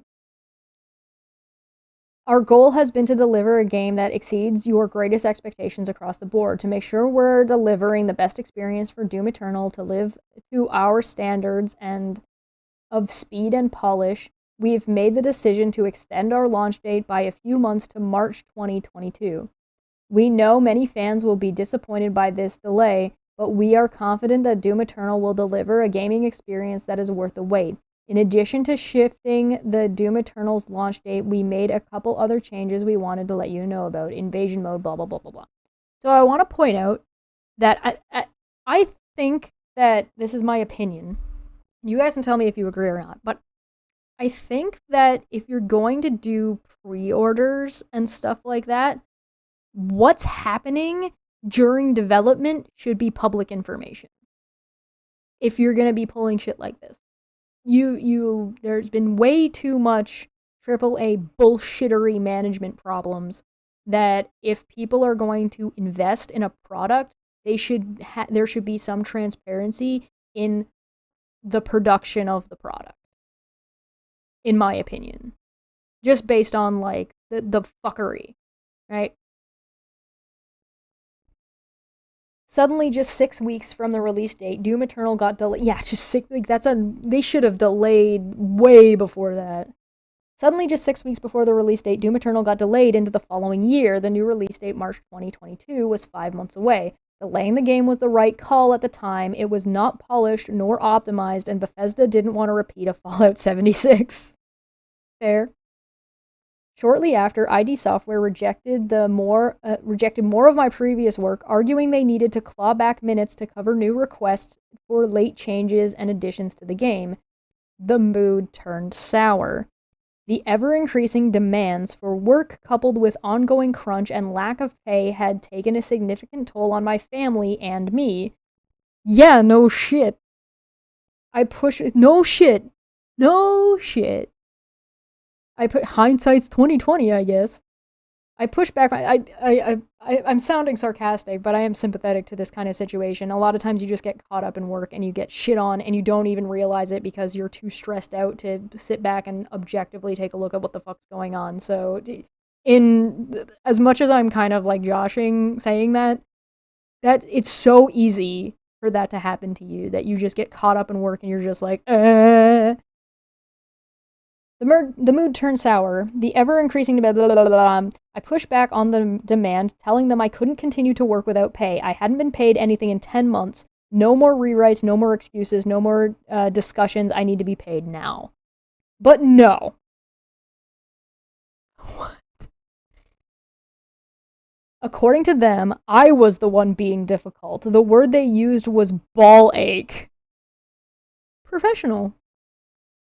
And they urged in no uncertain terms to carefully consider the destination my protest would lead to.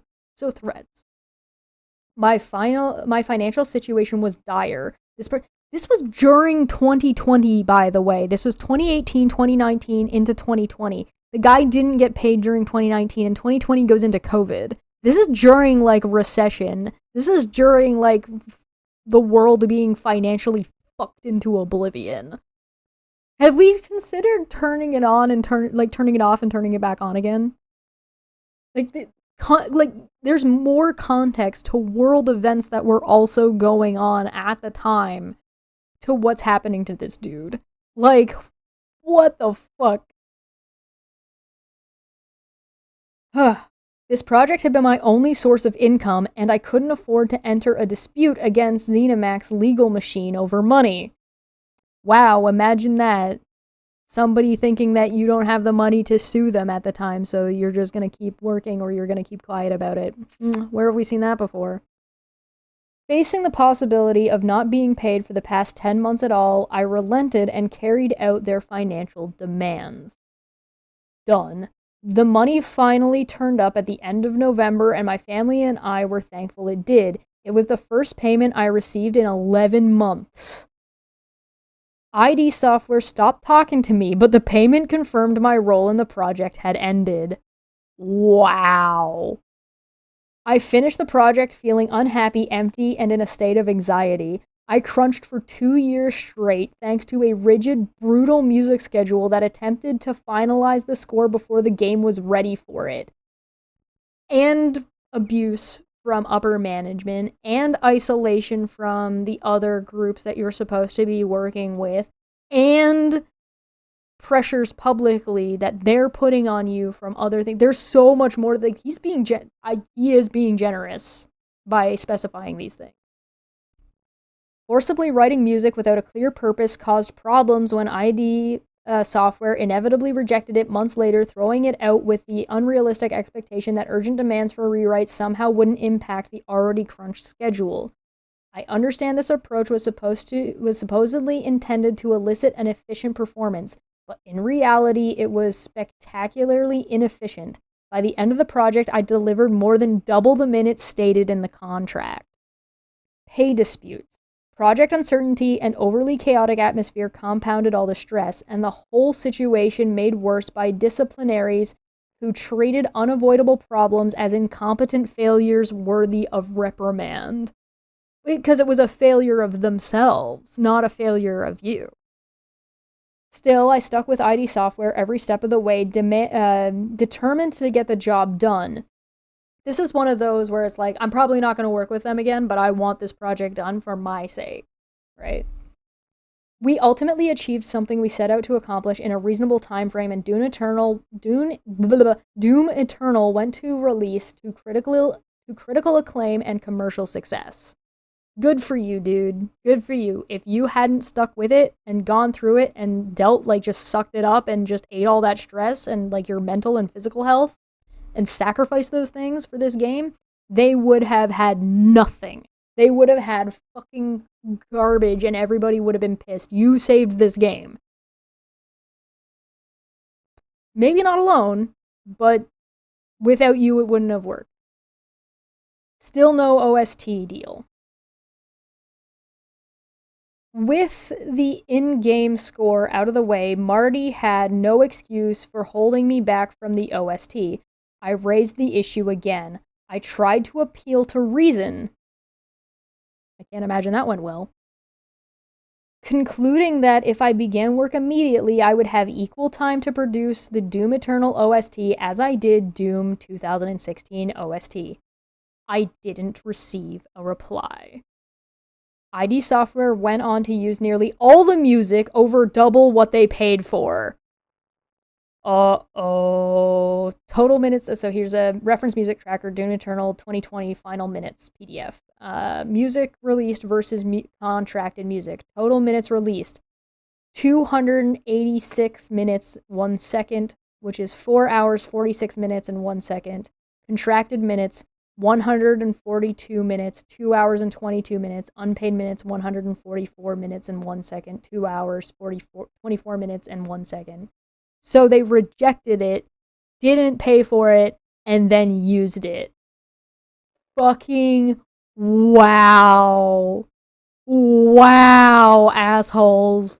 Fuck you. Holy shit. Oh my god, no. This just keeps getting worse. Isn't that kind of illegal? Yeah, using somebody's work that you haven't paid for is legal grounds. So, like, membership icons that were done by me that I wasn't paid for. Stuff like that. art that's used in the Discord for things like promotion that I wasn't paid for, stuff like that.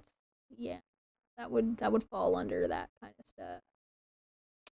Yeah, taking people's work under false pretenses and then not paying them for it. Yes, that's a financial issue. Rez said, yes, it's illegal. It's also not unheard of, especially in the video game industry. Yeah, the video game industry needs to get its shit together. Yeah, the fact that it's not even unheard of and is all, like, I don't want to say common, but, like, the video game industry does a lot to cut as many corners as fucking possible, and this is kind of a symptom of that a little bit. Because AAA titles think they should be making shitloads of money. This is a general problem with the current philosophy around business. They expect incredibly huge profit margins, and they feel entitled to those incredibly huge profit margins. That's not the way businesses operate. Your profit margins should be small, because you're investing all of that back into making a good product. And so, but that's not what businesses... That's not how businesses currently operate, and that's why shit like this happens. Because sometimes it's like how speeding tickets are only for poor people. Because a speeding ticket is nothing to somebody with enough money. Right? So speed limits, not speed tickets. Speed limits are only for poor people. The people who don't want or don't have the additional money to pay for the speeding ticket. Right? Stuff like that. I need to stop sitting like a goblin. Except I am one and there's nothing I can do about it. It wasn't until after Doom Eternal was released that I became aware ID Software had used nearly all the music I produced throughout development, almost 5 hours worth, while paying me for half of it. Isolated from the team, working on the other side of the planet, I had no control over how they used the music. Music placement was the lead audio designer's responsibility, and after I had handed files over, they decided how to use them. Using double what they paid for wasn't an accident, it was a conscious decision. Yeah, that's not accidental. Rejected tracks, mock-ups, demos, ideas, and sketches, a massive amount of additional music, well beyond the budget allocated in the contract, produced at their request and shared in good faith, but ID Software included it all directly in-game marketing and updates without paying for it. Even worse, ID Software still refuses to pay for it. To date. As of November 9th. They have not paid for this. Despite the fact their contract guarantees payment for any additional minute requested beyond the original budget. Clearly, the cycle of demanding and rejecting music, avoiding approvals, and withholding pay was a strategy to elicit enormous amounts of unpaid work to compensate for their budgeting shortfalls. But I wouldn't find out that until much later. Doom Eternal OST. Desperation. The beginning of 2020 marked 6 months of pre-order sales without an OST deal. My sustained demands for a contract had become an arduous exercise in expressing myself to deaf ears. ID Software had gone silent, and I hadn't heard from them since November. November, December, 2 months. The release date was fast approaching, alarmingly so, and I was infuriated by the fact that I had been made publicly accountable for this item while being blocked from actually doing the work. Fan expectations for a worthy follow-up to the Doom 2016 OST were resting heavily on my shoulders, and I did not want the OST to be a catalyst for another botched pre-order story. Something needed to be done. All previous attempts to engage ID Software regarding the OST were either shut down or outright ignored. Reaching out to them again would be a total waste of time. I decided to circumvent the stonewall by going above Marty Stratton, outside of ID Software, and directly to Bethesda to report my concerns and request an OST contract. You went over my helmet? I was worried that approaching Bethesda might ruffle some feathers at ID Software, but I hoped they would see the seriousness of the issue and that it needed to be acted upon immediately. On the morning of January 8th, I emailed Bethesda. From Mick to Bethesda.com, Bethesda people, Wednesday, January 8th. The screenshot has the date and time in it. That is 9:30 a.m. in whatever time zone he happens to be in. Hello, name of Bethesda employee. Happy New Year. I hope you had an enjoyable holiday season. I was hoping we could chat about a soundtrack for Doom Eternal. I tried raising the topic of a soundtrack discuss with the ID Software team numerous times ever since it was announced at E3 at 2019, but my attempts haven't been met with much enthusiasm, putting it gently. As release is only a few short months away, I wanted to reach out to you directly to see if we could get things off the ground. I really love to pour some time and energy into a soundtrack release that's worthy of the Doom name, and we still have time to make an awesome release. He is still willing to do the work at this point. My God, this man is an angel.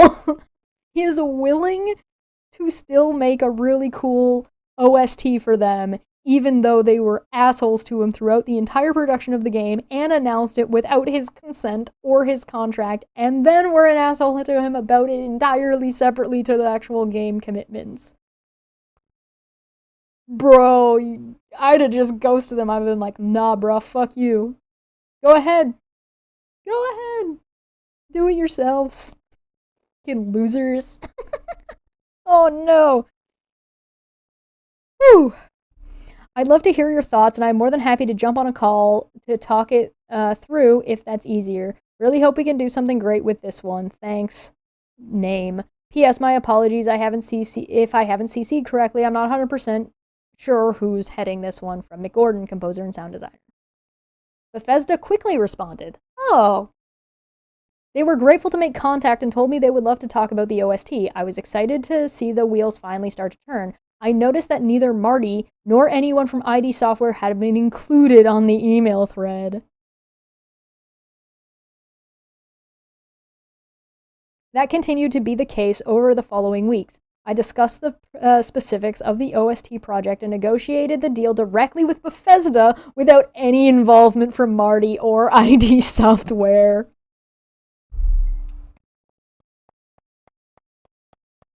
You went over my helmet? Mwah. Beautiful. Well done, sir. I applaud you. But we had an unresolved problem with another soundtrack. Back in 2015, I scored another Bethesda-published game from a different studio. Shortly before release, the team asked me to produce a standalone soundtrack album and wanted it ready for day one. The whole thing felt very last minute, but I agreed to it. Rush. I started working immediately, but they held up the contract, saying their sluggish legal department was so behind schedule that they agreed they wouldn't be ready until after I delivered. Nope.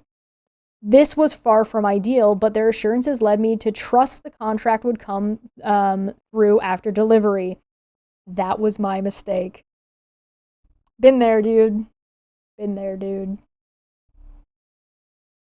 Not that a contract would have really helped me much, but in your case, feel your pain. I crunched to finish it on time, but when handing over the finished album, the team abruptly told me they no longer plan to release it. There was no use for it, and as such, they refused to pay for it. The contract never showed up. It was hard not to get mad. You should get mad. Mad is good. You should be mad about that. That is something to be mad about. But upon reflection, I had to accept it was my fault for working without a signed deal in the first place. They lied to you. And yes, you shouldn't have done anything until you shouldn't have taken their excuses and just say, well, then it's going to be delayed. And you shouldn't have handed anything over until you had something signed. Again, been there. But you're well within your rights to be angry at them. Do you need to learn something from it? Yes, but that doesn't mean that you don't get to be mad at them. You're allowed to be mad at them and learn from your error. Because they still were the asshole here. I learned a valuable lesson. Don't ever work without a contract. 4 years later, in October 2019, Bethesda suddenly began selling that very same album without telling me beforehand. Wow. Wow. I learned about it through social media. Worse yet, they hadn't paid for it. I sent a demand to Bethesda, and Bethesda agreed to pay for the album, but insisted the payment be consolidated into the term Doom Eternal contract. Why? So you wouldn't look sketchy as fuck? Doom Eternal OST contract negotiations with Bethesda. Deciding on the content of the Doom Eternal's OST was a crucial detail that needed to be written into the contract. The situation dictated the scope. Bethesda asked me to produce 12 songs, and I felt that was doable in the short time frame we had. Impressive. Is the stream still running? It didn't show a delay on my end. Okay, cool. Did you guys miss anything super big? I'll go back to this part. Doom Eternal OST contract negotiations with Bethesda. Deciding on the content of Doom Eternal's OST was a crucial detail that needed to be written in the contract. I initially wanted the album to be similar in scope to my Doom 2016 OST. I proposed a comprehensive album of 30 tracks and a runtime of over 2 hours. Marty would later claim that it was the agreed deal, but that is entirely false. In fact, the suggestion was shut down within a matter of hours because it was evident to me and everyone else that was actually involved in discussions that there simply wasn't enough time or budget to make it work. So, noting that Marty, that he talked about, wasn't part of these negotiations. 12 songs, and now we know why Marty's story is full of fucking gaps. He wasn't fucking there and didn't have this information. God, what a fucking toad. What an asshole. 12 songs instead of the imminent release date rapidly approaching. The reality of the situation dictated the scope. Bethesda asked me to produce 12 songs that I felt was doable in the short time frame we had. On March 7th, 2 weeks before the games were released, Bethesda sent me the draft terms of my review. The terms stated, on March 7th, 2 weeks before the game release. March! Did he finally get the contract to start working? March. Not January, not February. March. I would produce 12 songs for inclusion in the OST. All 12 songs were to be selected by ID Software. ID Software had final approval. I was required to hand over all of my source files, such as stems, raw assets, and mix sections, etc. The deadline was April 16th. So when he's bitching about it was April and we didn't hear anything, he had until April 16th. So he had March 7th to April 16th. That is a month and a week for 12. Bethesda told me that April 16th deadline was ideal, but if I needed more time, they would be happy to amend the contract later. Hopefully that was written in. The deadline was therefore considered flexible, but as an incentive, they offered a bonus if I finished in April. Hey, remember earlier when I said that written in the contract was a bonus if it was finished on time, means that the delivery date should have had space written into it? Oh, it was, and Marty's full of shit. Cool. They also assured me the contract would include payment for the other OST I produced in 2015. The OST was delayed before I had a contract. This is, by the way, still with them not paying for 50% of the work that they used of his. So they still haven't paid that either up to this point in what we're reading. Update on Doom Eternal's official game soundtrack, March 11, 2020. The standalone Doom Eternal official game soundtrack, which forms part of the Doom Eternal's Collection Edition, will not be available on March 2020 as originally intended. On March 11th, Bethesda publicly announced that the album wouldn't be out on March 20th as promised. No new release date was given because there wasn't one. I still hadn't received the contract. So he hadn't received. This is the 2 weeks before they sent me a draft. March 7th was a draft. It wasn't even the final contract that they had agreed upon. Holy shit.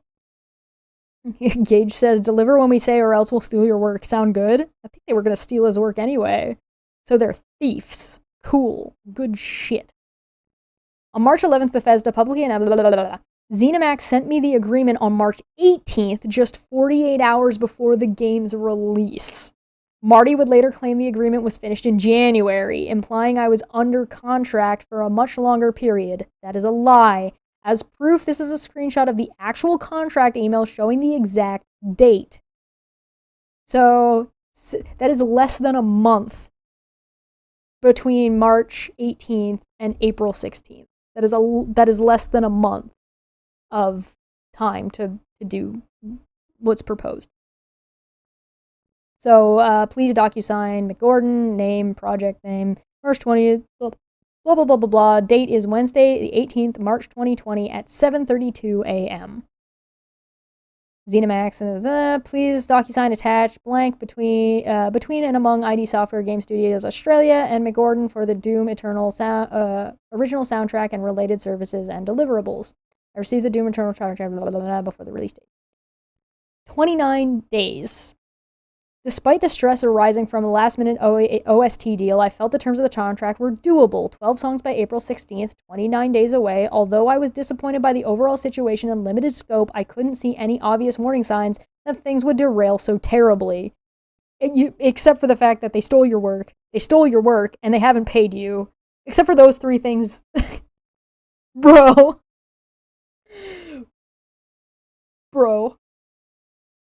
Yeah, to be fair, he might still be in the burnout area of this. And to be fair, he's now working more directly with Bethesda over the contract, so maybe Bethesda's going to be less of assholes about it. It doesn't seem like it, though. Hindsight's 20/20, man. I agreed to the terms, and all parties signed the contract within hours. I readied myself for 4 weeks of solid work. 2 days later, Doom Eternal was released. Even though the contract was now underway, I hadn't actually received any direction from ID Software regarding the OST. And they had continued to make no effort to talk to me about their expectation. But rather than waste time waiting, I took the initiative and began working on what I thought would make the best album. Initially, production went smoothly. I finished half the album in under 2 weeks, but then on April 3rd, 13 days before the OST was due, I received an email from Marty. Though this is Marty being like, it was April and we didn't hear anything from him. Marty gets involved bringing threats, contradictions, and panic. Important OST information. Friday, April 3rd, 2020 at 10 a.m. Marty Stratton to McGordon. Marty emails stated, contrary to what Bethesda had told me, that the April 16th date was now an absolute necessity. He said consumer protection laws in some territories meant anyone who purchased the collector's edition was entitled to a full refund if they didn't receive the OST by April 20th. That sounds like a you problem, Marty. Maybe, since the game had released, you should have been fucking working on that. Maybe you should have not been an asshole piece of garbage that doesn't know how to manage shit. You couldn't... People like to throw out things like, you couldn't manage a McDonald's. Managing a McDonald's is hard. There's a lot of people, there's a lot of nonsense, and there's a lot of assholes. So it's difficult to time manage and manage food, because food management in a kitchen is incredibly fucking difficult. Apparently, anybody can fucking manage a goddamn game release. Go hire somebody who's currently working at McDonald's as a manager, they're gonna do a fucking better job. Holy shit. This is the new one. Stop using McDonald's or like fast food references. Start using ID Software. This guy couldn't manage at ID Software. Fuck asshole. It dawned on me that I was being threatened. Refunds meant financial losses. Marty was saying in his view I was legally liable for any loss ID Software suffered due to customers claiming refunds over the late OST. If it wasn't ready in 13 days, they would come after me. That's scary. I did the numbers in my head and the thought was terrifying. I couldn't understand why Marty hadn't told me sooner, or Bethesda didn't tell you. If I had been made aware of the consumer protection issue before signing the contract, I would have refused to do the OST. The fact that this critical piece of information had been withheld from me, you mean you signed something under false pretenses? The fact that you can understand why lawyers got involved and why he hasn't said anything over the past 3 years. The fact that this critical piece of information had been withheld from me until after... So here's the thing. even if he's not liable, the threat that they're a big company that has a big legal team and a lot of money to throw at it, and they can basically just outmoney you in court if you're not prepared and haven't been paid for your work the past year and a half, or haven't been paid for your work for at least a year, didn't get paid for a whole bunch of work back 4 years ago, and were only getting paid for 50% of what you produced, means they knew you were low on cash, and it was 2020 where financial shit was all over the goddamn place. So even if he wasn't legally liable, technically you still have to win in court, meaning you have to be able to spend the money to get a lawyer that's going to be able to yada, yada, yada, yada, yada. So even if you have to have and be able to get those lawyers in the first place, right? So that's the struggle, right? Like, I think I talked about this when things happened back in February. I'm not going to spend time legally going after Steve for non sequitur show shit because I don't want the channel. I don't care, and I don't have the time nor the money to spend to sue somebody in another country for their bullshit. It's better for me to just move on and be like, fine, whatever. Although it would be interesting if I were to go after her for defamation. That's still a thing that he's going. So that might be worth looking at. The fact that this critical piece of information has been ID Software had been working on an alternative OST without me for at least 6 months. 6 months they were working on this shit. Oh my god. Marty then revealed he had previously instructed lead audio designer Chad Mossholder to make an alternative OST by cutting together songs using edited chunks of my in-game score. I responded to Marty expressing my regret at the situation and my belief that working against each other didn't make any sense, especially under the circumstances. I said we should pool our resources and work together towards a better outcome. He didn't respond. Instead, Chad contacted me 4 days later. What did he say happened? After considering his recommendation, I let Mick know that we would move forward with a combined effort to provide a more comprehensive collection of the music in the game. He didn't respond. Instead, Chad contacted me. Huh.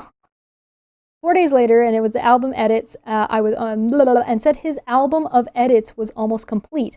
I asked to hear it. To my surprise, Chad had sent me 70 plus tracks, and it was clear that he had been working on it for some time. In his open letter posted on Reddit, Marty later claimed that his decision to enlist Chad happened at the last minute and was due to fears I wouldn't make the April 16th deadline. But the files Chad sent me tell a different story. Perhaps unknown to Marty, BWF metadata details the exact creation date, time, and software used by whoever made the edits. Metadata in Chad's files show he began work on their alternative OST as far back as August 2019, 6 months before I received the OST contract. There's the dates. I don't know if you guys can see that very well. It's not the clearest picture, but... Oh, it's just not going to zoom in. What an asshole. So, I don't know if you guys can see it very well, but I'll read it out so you can see. This says 1908-30, so that's the 30th of August. This one says 2019-09-15, so that'd be September 09-15, 09-15. Yeah, the earliest one in here is August, just with a brief glance at it. Big fucking yikes. Ugh. I mean, yeah, I can open it. Fine, whatever. There you go. You can see some of the dates. Yeah, this is the earliest, is the very end of August of 2019. Doom Eternal, how dare you make me look stupid on my own stream, Feline. I ban this person. Wait, they have a wrench. Shit. Doom Eternal was originally planned to release on November 22nd, 2019. Chad had begun work on the OST in August to avoid the same consumer protection issues, so they knew about them. At the same time, I didn't have a whiff of an an OST contract, and they were using his name to market it. So they were lying to the consumers. They were selling them a product they didn't intend on using, and were building something else and just throwing his fucking name on it. So they were lying to the consumers, they were lying to the Doom fans, and bullshitting around with the actual artist. Assholes. ID Software's alternative OST wasn't up to standard. And Bethesda, by the way, is totally fine with this. They already stole his music before, and they're doing nothing to resolve the issue. Good shit. I hoped to use... There's like what the wave looks like when it cuts off like that. I hoped to use Chad's edits to expand the album beyond the limited 12-song contract, but unfortunately the content fell short of expectations. It was a mess. So, putting it nicely, it was terrible. The edits... Mick has, by the way, been incredibly kind with his language usage here, so when he says it was a mess, it probably means it was an absolute fucking unusable dumpster fire. The edits had been eyeballed in a slapdash way by copying audio files directly on top of each other without even crossfade to cover the transition, resulting in clicks, pops, clicking, abrupt tempo changes, awkward gaps, and jarring transitions. So yeah, unusable dumpster fire trash. Like,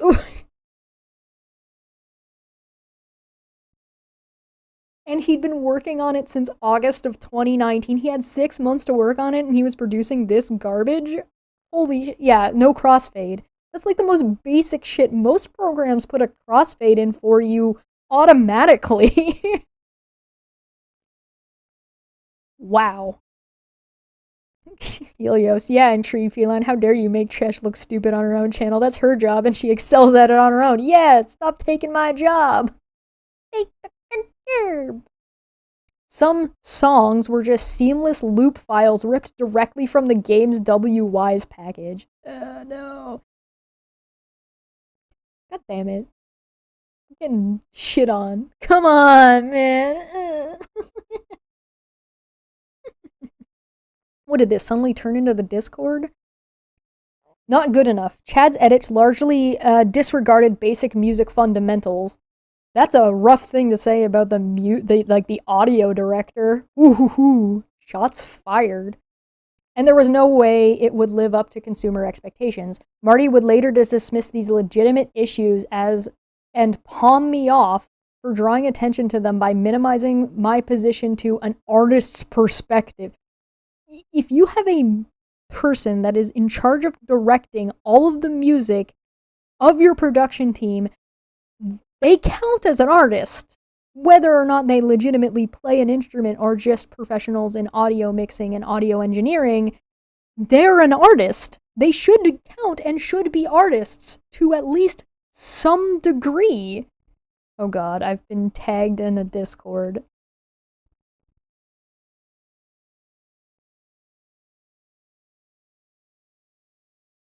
Okay, I'm gonna open this. Doom Reviews Eternal from Steam. This is sent by Rez. 20 people found this review very helpful. 4 people found this review funny. Not recommended. 0.0 hours last 2 weeks. 9.4 hours on their record. November 12th of this year. In this game, you play as the famed Doomslayer, McGordon, and you have to fight off legions upon legions of ID employees in their headquarters so you could finally get your pay and even get back your reputation. I approve. I approve this message.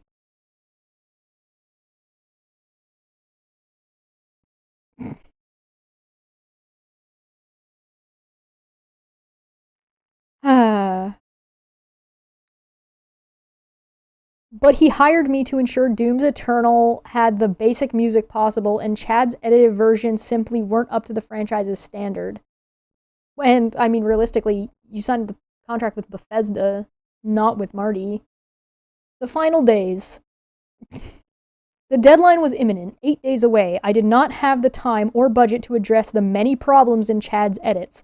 I had to face the reality of the situation, pivot away from creating the best possible album, and do everything I could to avoid the repercussions Marty had threatened earlier. The only way to achieve this with certainty was to stick precisely to my contractual obligations. I reminded Marty that my responsibility only extended as far as the 12 songs and that finishing them would be my focus for the remaining 8 days. It was Easter weekend, but instead of family time, I crunched 18 to 20-hour days and slept under my desk. I hope you put a cot under there. Late Tuesday night, I sent the following email to Bethesda asking to confirm the deadline. Bethesda, there's April 14th at 10 p.m., almost 11 p.m. Hello everyone, working very hard over here to get this done. Worked through Easter instead of family time, and I've been sleeping under my desk for the past few days and will continue to do so to make it the best that it can be. I'd like to ask you I'd like to ask you what the absolute latest I could get the delivery to you that it still allows you enough time to do what you need to do on your end. If there's a chance for an extra day or two, I could really use it to make it better. What is possible? Thanks. They emphasized April 16th was an absolute necessity. I barely slept the next 2 days, focusing intensely on that date. The final hours. The deadline arrived, and despite being worn down from the combined effects of overwork, lack of sleep, production had gone well. But on the final day, I encountered a system-related technical problem, and I contacted Bethesda to explain the situation. I had 10 songs ready for handover, but the computer issue had halted progress, and I needed 4 to 5 hours to fix it and bounce the final tracks. So he had 10 out of 12, and the last 2 couldn't go through because he needed to reset something technical that is just software problems. That happens. Bethesda was understanding and granted the minor extension. However, Marty wasn't happy. He demanded an urgent group call across 3 different time zones to tell everyone he didn't want these 10 songs. He actually wanted other songs. I couldn't believe it. Yeah, This guy is unfucking believable. Bro. The deadline was 5 hours away. I had been awake for days after working 4 solid weeks. 10 months had passed since the OST first went up for pre-order, and their guy had been working on it since August. However, and I haven't been paid, and they've been stealing my work for years. However, despite ample time, Marty hadn't given me any direction on the OST whatsoever, but now, at the absolute last possible minute, he actually wanted to do something about it. I shot back that their rapidly crunching schedule and immediate deadline meant it was too late for a change in direction, and that I'd prefer to use the little time remaining to work on the music rather than entertain his sudden last-minute interest in on the OST. He responded by taking over.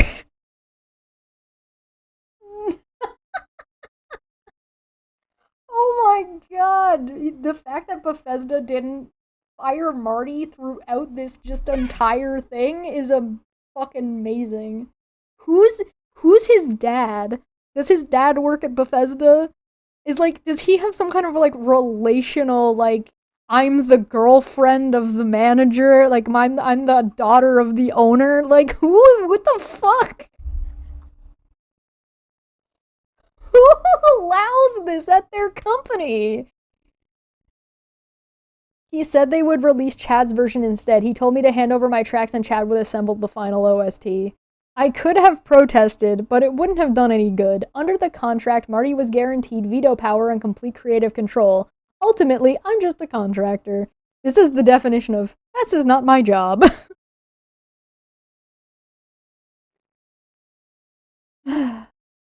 It's their product and they govern every aspect. I voiced my anxieties over Chad's edits and hoped they had improved since the week before. I said they should ensure the album adheres to mastering standards and provided specific details in that regard. I handed over my tracks and wished them well as politely as I could. Fuck off! They approved my tracks. Why was he surprised that this guy wouldn't want to work with them in the future after he did everything he possibly could to alienate and treat this guy like shit? That sounds like the internet found that was a lie. You weren't surprised at all. You're just fucking an asshole. They approved my tracks and confirmed I had met my contractual obligations. Good. The total contract amount, including the on-time bonus payment, was later paid out in full without dispute. Good. I never heard the final version. I don't blame him. It might be upsetting. The final album and its details were withheld from me, and I wasn't allowed to hear it before release. Why? Were they afraid of your criticism? All I had to go on was an email from Marty saying he had thought their version had turned out well and fans would be pleased. Oh, that must have made you feel better. The guy who doesn't know what he's talking about and is throwing everything under the bus and fucking the duck said that he thinks that people will like it. I was done. Not just with the OST, but with ID Software too. I struggled to understand why a challenging 2-year development had ended with an unnecessarily difficult fortnight. I was extremely nervous about the release and felt that fans, ignorant of the situation behind the scenes, would likely criticize the outcome. Yeah. Deterioration. Depressed and totally exhausted, I felt dragged down into futility after not having slept much in weeks. But even more seriously, I was just now becoming aware through game-ripped music popping up online of the sheer amount of unpaid music in Doom Eternal. Yeah, so he hadn't known until now. I just wanted to crash, but the situation was about to get worse. It's getting worse! But wait, there's more! OST release. ID Software. The Doom Eternal or original game soundtrack composed by Mick Gordon is now available for download for Collector's Edition owners. The OST will hit Spotify, iTunes, and more in the coming weeks. Stay tuned. ID Software announced the release of the OST with a tweet. It said Collector's Edition owners could download it immediately and it would be available on streaming services in the coming weeks. Over 2 years later, that still hasn't happened. Utter shock. Hearing the album for the first time, my heart sank. Alongside my direct contributions was an additional 47 tracks made by poorly editing together bits and pieces taken from my in-game score. They exhibited the same thoughtless disregard for basic music fundamentals that plagued the preliminary edits ID Software showed me a week earlier. But in some cases, they'd actually been made worse.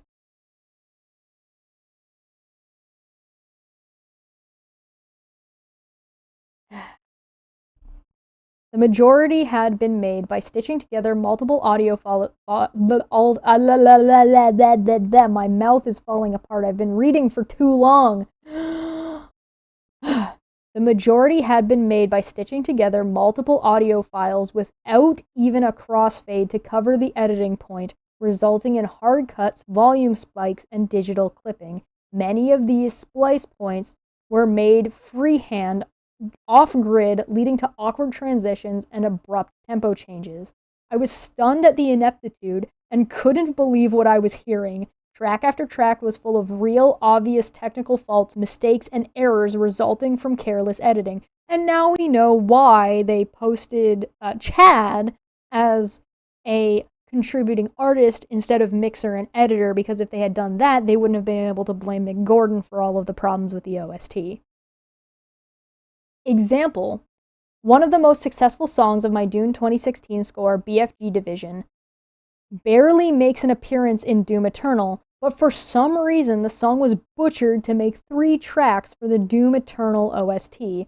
Track number 24, You Can't Just Shoot a Hole into the Surface of Mars, starts with 2 separate sections playing directly on top of each other, but they're out of sync. The track soon falls apart with a series of stunningly shoddy edits completely out of time until the main BFG Division riff makes a sudden 8-bar appearance before the track ends abruptly. You guys want to... Tell you what, I'll link this so you guys can hear for yourself and see if you agree or not. I know some audio, but I wouldn't be the best person to review something like this.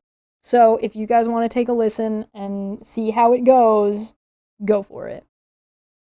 Why this was included is beyond me. There is no excuse for these crappy edits. I deliver my music in neatly packaged WY's files, complete with tempo information and carefully crafted transitions designed to seamlessly react to the player's actions, something many reviewers mentioned. ID Software would have had more success if they simply recorded the WY's output. The fact that so many YouTubers have been able to construct far better representations of the Doom Eternal score using this exact method proves the point. Credits. Seeing Chad credited as a co-artist on these tracks pissed me off. I'm glad he's finally getting angry. Good for you, sir. You should have been angry years ago. Credit theft. So to be fair, it's hard to be angry when you're burned out. Credit theft, the act of taking credit for someone else's work, is rampant in video game music. Chad didn't write, arrange, perform, record, or produce any of this music. He carried out a copy-paste job, a hack job, cutting apart finished music and resaving it. For this, the proper credit would be to consider as a music editor. Yet in some cases, such as Erdak track 8 and Diag Ranik track 15, he did nothing but change the file name. That frustrated me immensely. I crunched for 2 years straight on my Doom Eternal score, and the fact that someone else thought it proper to take credit for my work felt like a cruel insult. This whole interaction has been a cruel insult. Announcing the OST with your name on it without having a contract with you ahead of time is a cruel insult. Not paying you for your work is a cruel insult. Using your work 4 years later is a cruel insult. Anyway, here's a screenshot where it's got listed author, this guy and this guy. Like, he shouldn't be here. Worst of all is the inclusion of hours of music and rejected demos I was not and still have not been paid to produce. Example, Final Sin. Sandy City track 59 was a rough idea marked up in haste for the ending cutscene.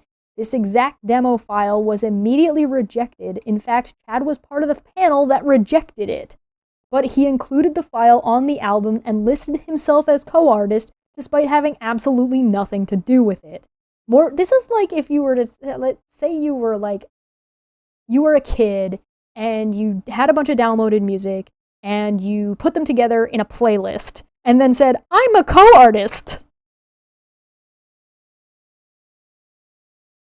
More importantly, the song is based on a melody written by Bobby Prince, the composer of Doom 2, who hasn't been credited anywhere on this album. How much you want to bet they didn't know that? Because they didn't talk to him, and there was no communication, and they rejected it anyway, so they didn't bother to figure any of that out. Because, Chad over here is a musical genius. ID Software never paid me for this demo, which was produced in good faith and not meant for public release. I was dismayed. Instead of a worthy follow-up to the Doom 2016 OST, the Doom Eternal original soundtrack, had been reduced to a cheaply thrown together cash grab. The album was a disgrace. I worked extremely hard on the music of Doom Eternal and crunched for years to make it happen under duress. To have it presented in such a lousy way was heartbreaking. But ultimately, it's the fans who spent hundreds of dollars on the collector's editions who should be the most disappointed. Marketing lured them under a false pretense that they were getting an OST from me, but instead they got a severed and haphazard mess cobbled together by someone else. The OST itself, the factors that led to it, and the extensive use of unpaid music both on the album and in the game meant I could not publicly support ID Software with any shred of honesty. Skype call with Marty after the poor release. Doom Eternal soundtrack, a bungled soundtrack. Doom Eternal soundtrack quality disappoints. Unhappy with the soundtrack. Marty demands a call. Oh, he demanded it, did he? And it was nice of you to not just ghost this motherfucker. The OST problems were glaringly obvious and immediately drew negative criticism. Within hours of the release, Marty emailed me. He was frustrated at my lack of public support and deeply concerned the OST was attracting bad press. Bro! What the fuck? No! This guy is unfucking believable. He insisted we urgently address the OST situation publicly through a joint statement that affirmed our commitment to doing something about it.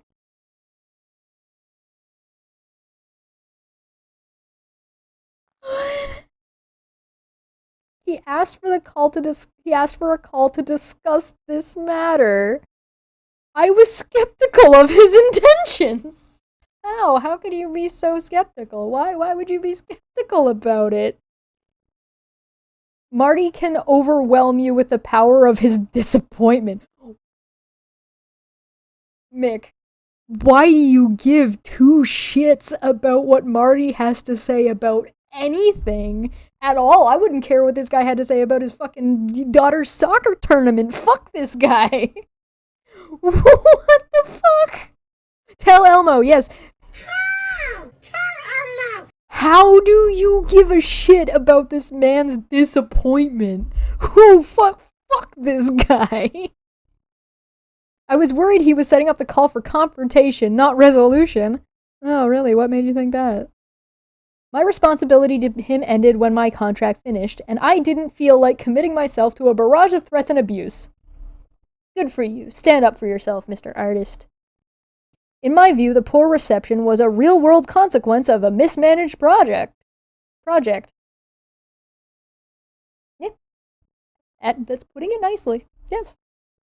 Marty reassured me a positive outcome was his only focus, and you tell me you did not believe that. He insisted that he had no intention of doing anything to disparage me or my work and only wanted to overcome the situation with a professional and collaborative approach. After shitting on you for 2 years. And with a final kick in the balls right at the end. After considering his demeanor, I felt I should embrace the opportunity to engage Marty directly on the OST and unpaid minutes because I also wanted a positive outcome to the situation. That's fair. Okay, so like he doesn't want to go into this call, but he does have unresolved issues from a legal standpoint and from a pay issue, right? So it makes sense that why he might still want to try to talk to Marty, although I feel like Marty's a waste of time and he should just talk to Bethesda and whoever at Bethesda. Marty reassured me and said that he genuinely wanted to work together. That's what's best for all, he said. By work together, he means work for me and do what I tell you to. I had no reason to suspect he had anything but positive intentions. Yes, you did. You had 2 years of experience to suspect that he had a lot, everything but positive intentions.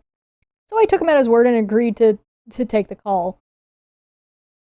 Mick Gordon is a golden retriever. He's the golden retriever kind of person. Heart of gold. My god. Hey Marty, this is Mick Gordon, ready when you are. Hey, all good here. Straight away it was clear Marty was angry with me. Quote, frankly, we're too fucking nice. Frankly, we're too fucking nice, end quote, he snapped. This dude did not have to do the OST for you at all, asshole. The fact that he didn't say that, the fact that he said that and you didn't just immediately hang up the call and say, you told me this was going to be productive, so if you're not going to be productive, I'm ending the call. Also, record everything. This call, maybe he did record this call and he's just not putting that information out. I hope he did, because the tea. You guys think that like the gaming communities don't have like shitloads of drama? This is fucking amazing. I approached the call like one should when dealing with a manager on a warpath. Keep calm, listen intently, and express understanding, but remain firm. I would have hung up. I'd have hung up that call. I am a person who really enjoys having as much open communication with whoever I'm working with as much as possible, to the point of being annoying. So I very rarely do I actually hang up on people. If I'm not, like, unless I'm making a joke. That's different. Very rarely do I actually hang up on people. If you're trying to have a conducive conversation and the other person refuses to have any kind of conducive conversation or any conversation whatsoever, I will hang up the phone at that point. I'm like, no, I'm done. The door is closed. And a lot of times I will also sit and listen, let them rant and go, okay, I'm going to say okay and I'm going to nod along, and that is an indication that I'm listening. That's not an indication that I'm agreeing, but I'm going to hear out whatever your fucking problem is. And I'll let them rant and rave. And then when they're done ranting and raving and we get to the conversation point, if they refuse to be conducive at that point, hang up the phone and say, listen, you need to get your shit together and calm the fuck down. Then maybe we can talk in the future, or just never talk to me again. How about that? Let's do that. That's a plan. That's a good plan. I like that plan. and then just go over his helmet again. But I understand the approach. He is trying to get resolution, so... I was upset my music had been butchered, baffled at Chad being named as co-artist, and shocked at the extensive use of unpaid music. Yeah, if you had used like a couple of bars or something as a transition, he probably wouldn't have cared. I could hear Marty making notes of my comments, but rather than acknowledge my concerns, he jumped to the conclusion I was initiating an attack. He grew suspicious and convinced himself the act of me explaining the problems was some kind of diabolical scheme to sow disunity and division. There's only 2 of you in the call. Hey, I want to get paid for my work. How dare you blackmail me, Creighton?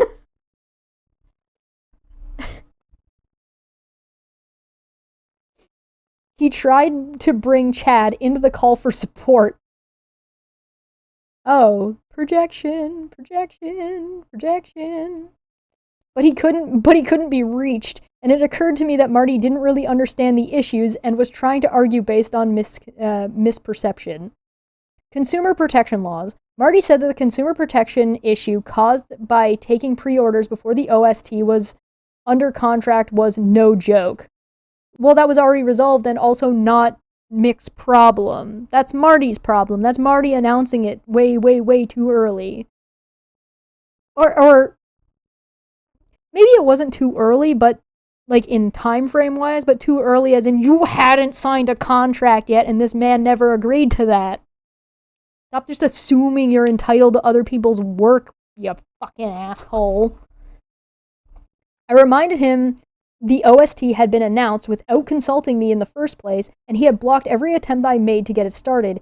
It was only when I went to Bethesda directly that things finally got underway, and quite frankly, he hadn't even bothered to tell me about the consumer protection issue until 13 days before the final deadline. In response, Marty explained he was, quote, trying to protect us all, but now, because I had not fallen in line, I was on my own. As soon as people come after us, we come after you, he said. Laying blame. He put across the view that the act of me signing the contract had absolved him from any prior mismanagement that led to the situation in the first place.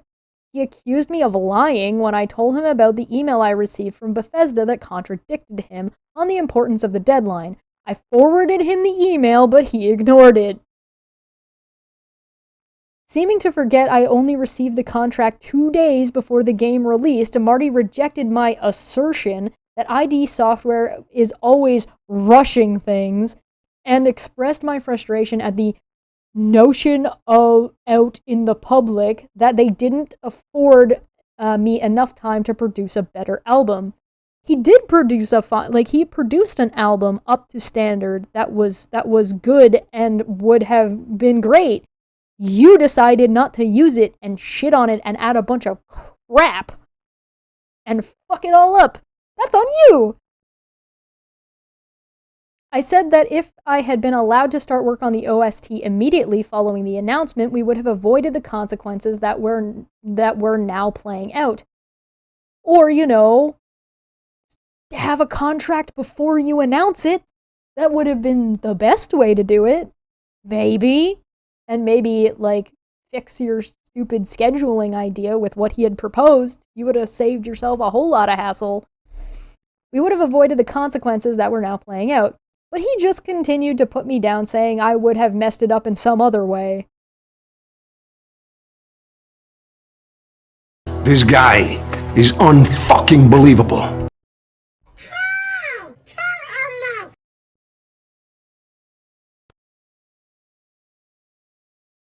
What? Oh, well, you'd have just messed it up anyway, so me messing it up, that means that I'm not responsible for messing it up myself. What the fuck? It does. This just keeps getting worse. Oh, Puck, are you gonna bark at something? Don't do it. Don't do it. You're thinking about it. I don't know if you guys are gonna be able to see him. Oh, yeah. What are you looking at? Oh, yes. You don't like this guy either?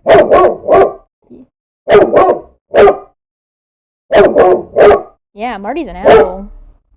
Even Puck thinks Marty's an asshole. Oh boy, yeah. Marty's a dick. We don't like Marty. Marty's an asshole. Yeah. Yeah. Whoop. What a good boy.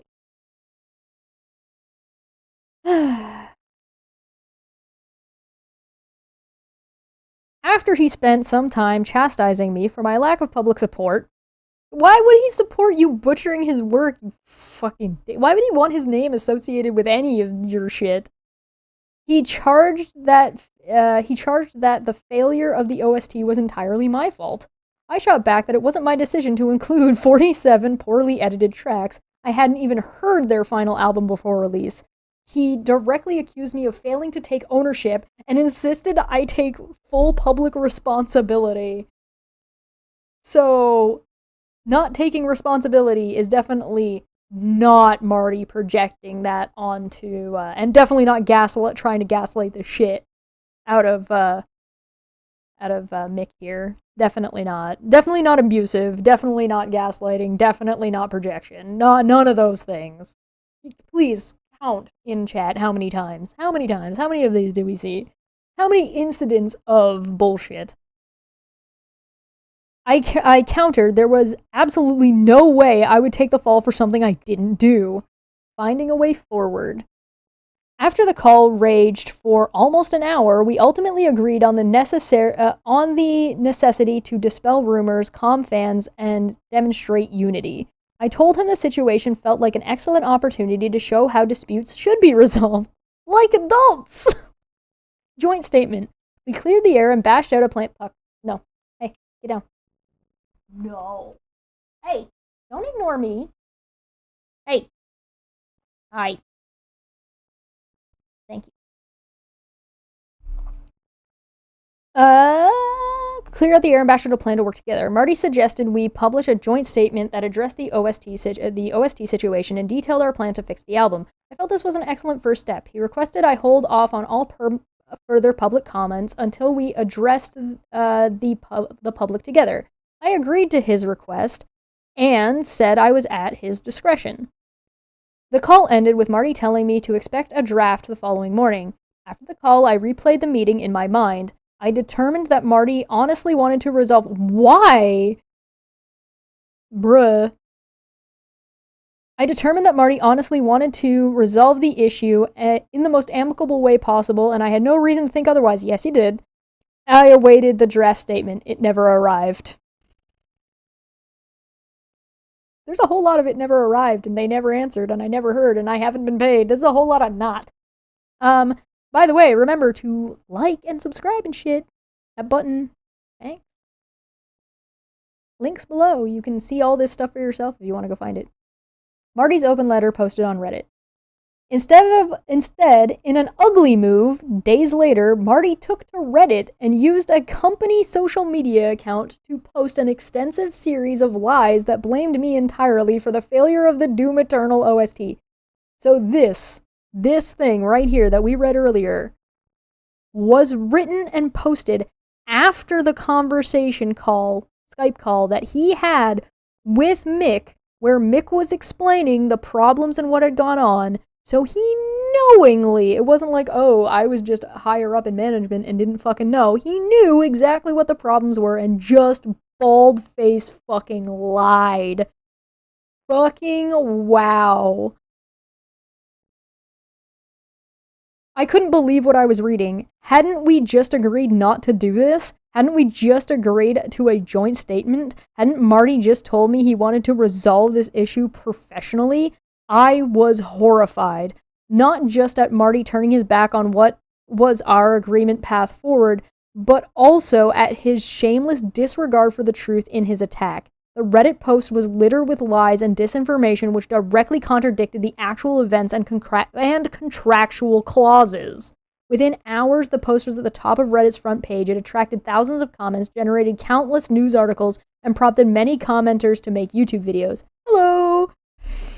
We were repeating, all were repeating Marty's lies. Wait. Okay, so I'm going to tell you guys a little bit of background to why I started covering this. I saw that Mick had tweeted this. Somebody, I think it was Athens, had retweeted this. And I saw it and was like, this is interesting. But I didn't read it ahead of time. So the first part of this that I read was this. This was the first thing I read about this. So this was like, I got exposed to this in the exact same order that the people who would have received this at the time. And they didn't point out the fucking glaring obvious, the other YouTubers, other journalists, other reporters didn't catch the glaring flaws that I had pointed out in my first reading?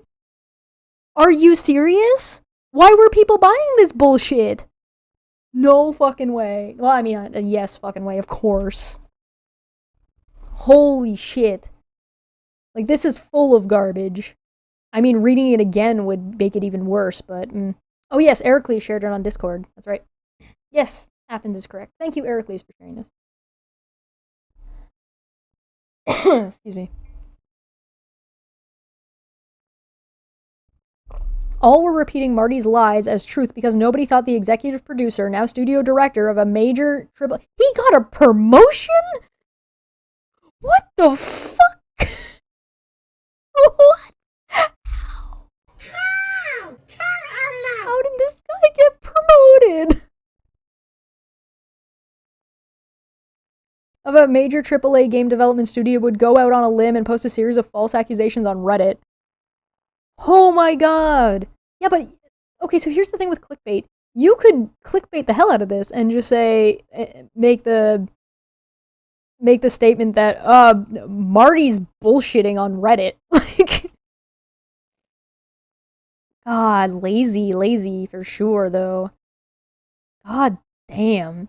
Reddit, the Doom subreddit, R Doom, isn't an official page. It is run by fans and moderated by volunteers. Marty's company Reddit account, Marty Asshole,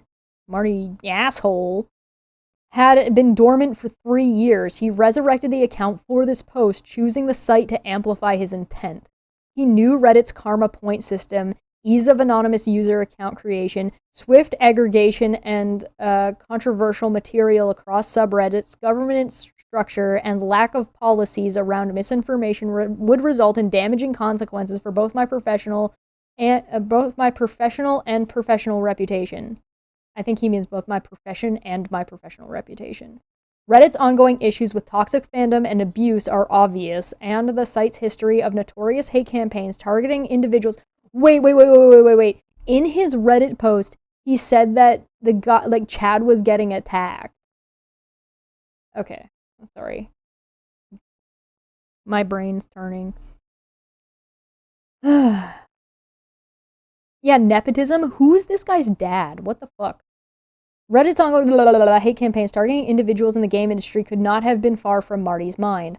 In taking to Reddit with a need to lay blame, he endorsed the platform and appealed directly to the worst aspects of it. Breach of trust. Reading the Reddit post made me sick to my stomach. Lie after lie after lie. And the lies to your face since he posted this. All pointing to me as the fault while posturing himself as the one who did nothing wrong. What hurt me the most was the feeling I had been duped. Yep. I openly trusted Marty. Just days earlier, he told me he wanted to approach the situation professionally. Going to Reddit is definitely not professional, by the way, in a AAA industry. To collaborate, that he had no intention of disparaging me. During our call, Marty told me to avoid social media and never post online because he knows anything can be, he says, can be the next day's news. So it's all intentional. But here he was using his platform and told you to stay away from it so you wouldn't see the fucking post. But here he was using his platform to launch a direct personal attack, a public shaming event, a big put down in front of the entire industry over something he did, not something Mick did. Why? I felt humiliated. It was immediately clear to me that Marty had hostile intentions all along. He never wanted to work together. He never wanted me on the call solely to gather information to create He wanted me on the call solely to gather information to create a scapegoat he could blame for the failure of the OST. I'd been manipulated. You've been being manipulated for 2 years at this point.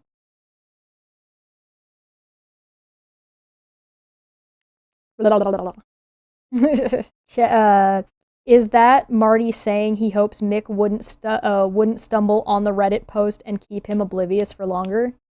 Yeah, I think so. Detailed factual rebuttal of Marty Stanton's claims here. Oh. Where did this take me? Oh, that's at the bottom. He's got like a thing that you can jump forward. The Reddit post was a significant step in the wrong direction. It was not a way to resolve the problem. Instead of working with me in a professional outcome, defamation, Marty switched to stoking controversy by treating the issue as a scandal. Why he turned his back on me while misleading me to the contrary when there was an opportunity to come together and work through the issue without even seeking an alternative is something I still don't understand. That's probably because you're a decent human being and this guy's a fucking dick. Lawyers became involved. The screenshot says, ultimately what I'm working towards here is a professional and collaborative approach to the situation that allows us to do what's best for the game and the music. For the game and music. With that, just wanted to get on the same page. We can let you know before too long address some of the issues with our fans. Let me know. An email on the 23rd of April 2020, Marty stated, as I've said, my goal is to be on the same page and working together in a united path forward. I think that's what our fans want to see. And this is a screenshot from legal documentation.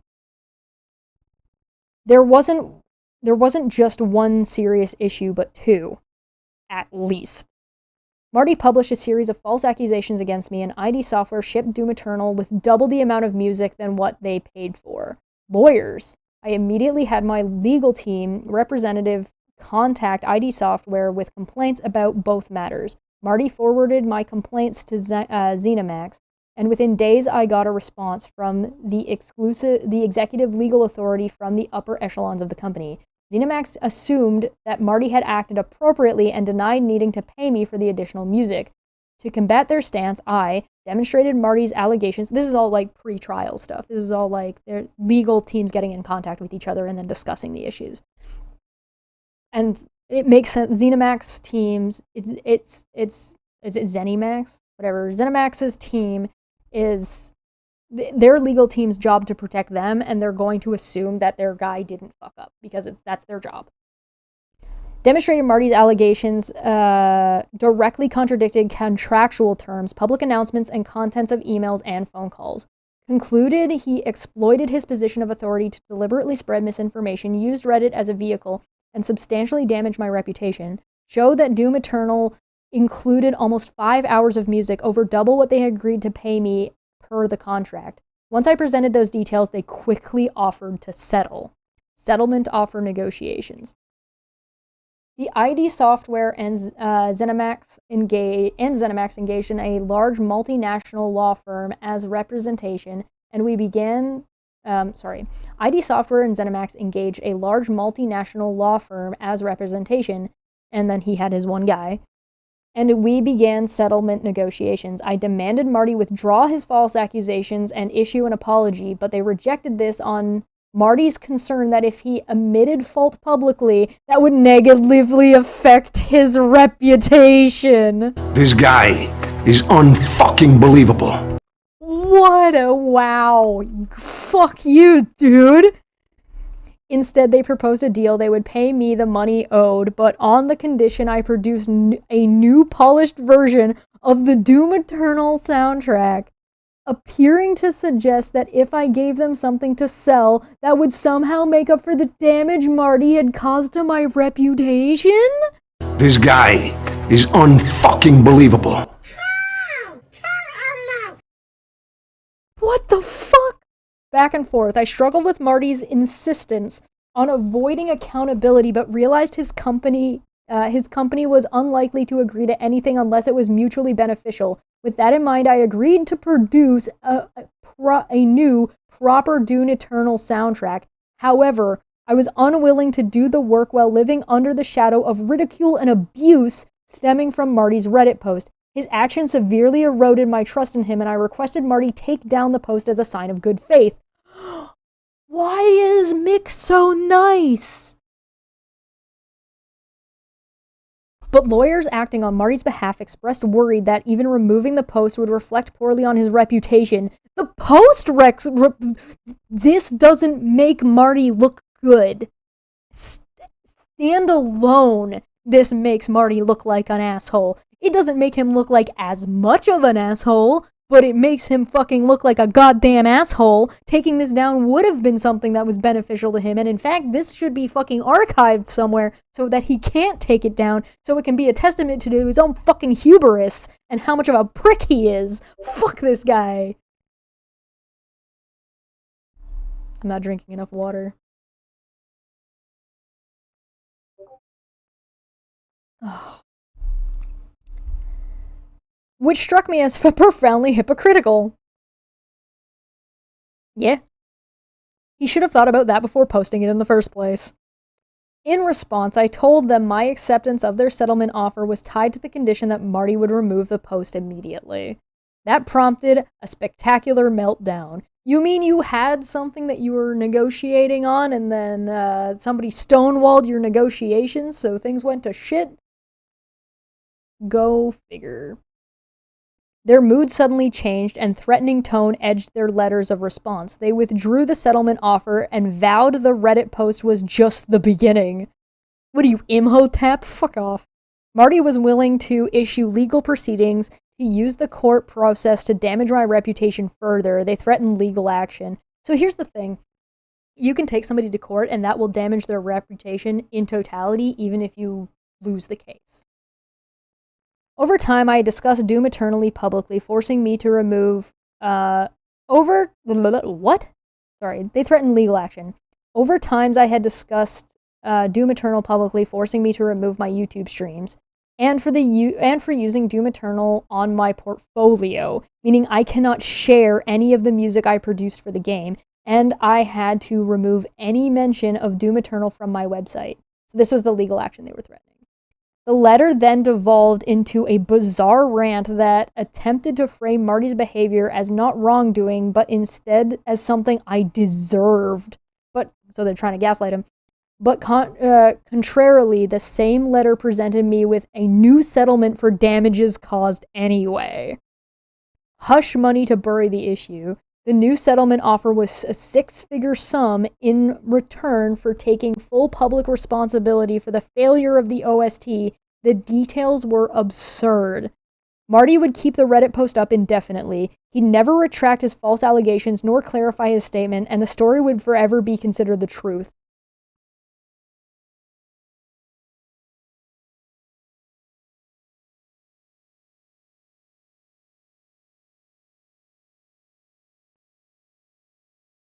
There's something special about some asshole saying some bullshit and then being like, no, I'm gonna die on this dumb hill of this dumb thing that I said. I can't just say I was dumb.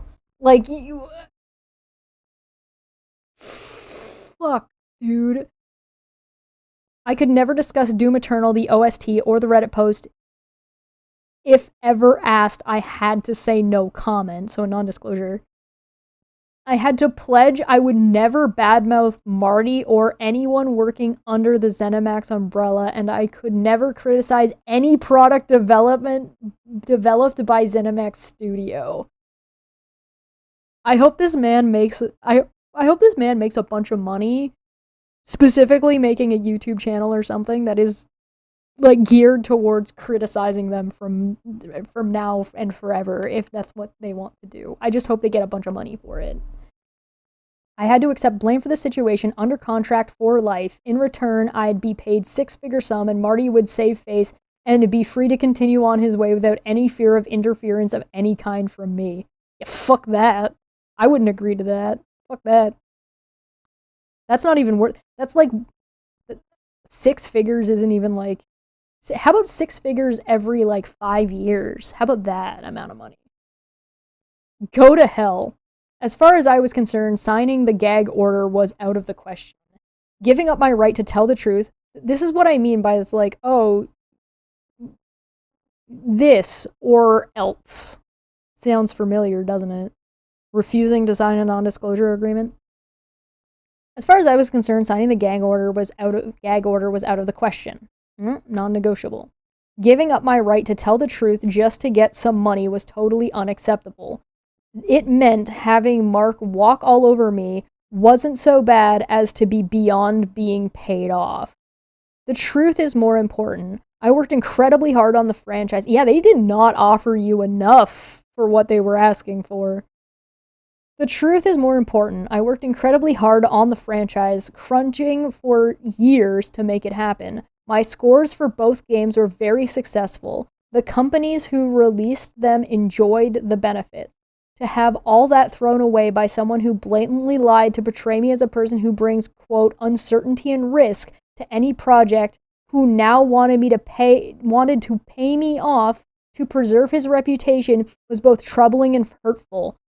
This is what dealing with Steve was like. So, I'm not a position of authority. I'm an artist who got taken advantage of in the exact same way with the exact same kind of behaviors. This is the same fucking thing. It's the same thing. My work was beneficial. I worked really hard. The shit that I worked on was successful and did well, and gag order shit. So you could save your reputation. Yeah, fuck off. I also didn't accept any payout, but then again, the amount I was offered was bullshit. By that I mean I was never given a fucking offer, by the way. Threats, abuse, and harassment. Just when I thought things couldn't get any worse, incidences of online abuse escalated at an alarming rate as Marty's Reddit post led to frustration over my alleged professional failure, and toxic gamers grew openly aggressive. They shared my personal details via message boards, including Reddit, which meant that abusers could now reach me in more ways than ever. They email bombed my inboxes, crashed the server, and clogged my messaging services, crippling my ability to communicate. They harassed my other clients with attempts to get me fired from their projects. Based on this? Yo, gamers are fucking idiots. Why would you... This is garbage. Do better. And yeah, I need beer.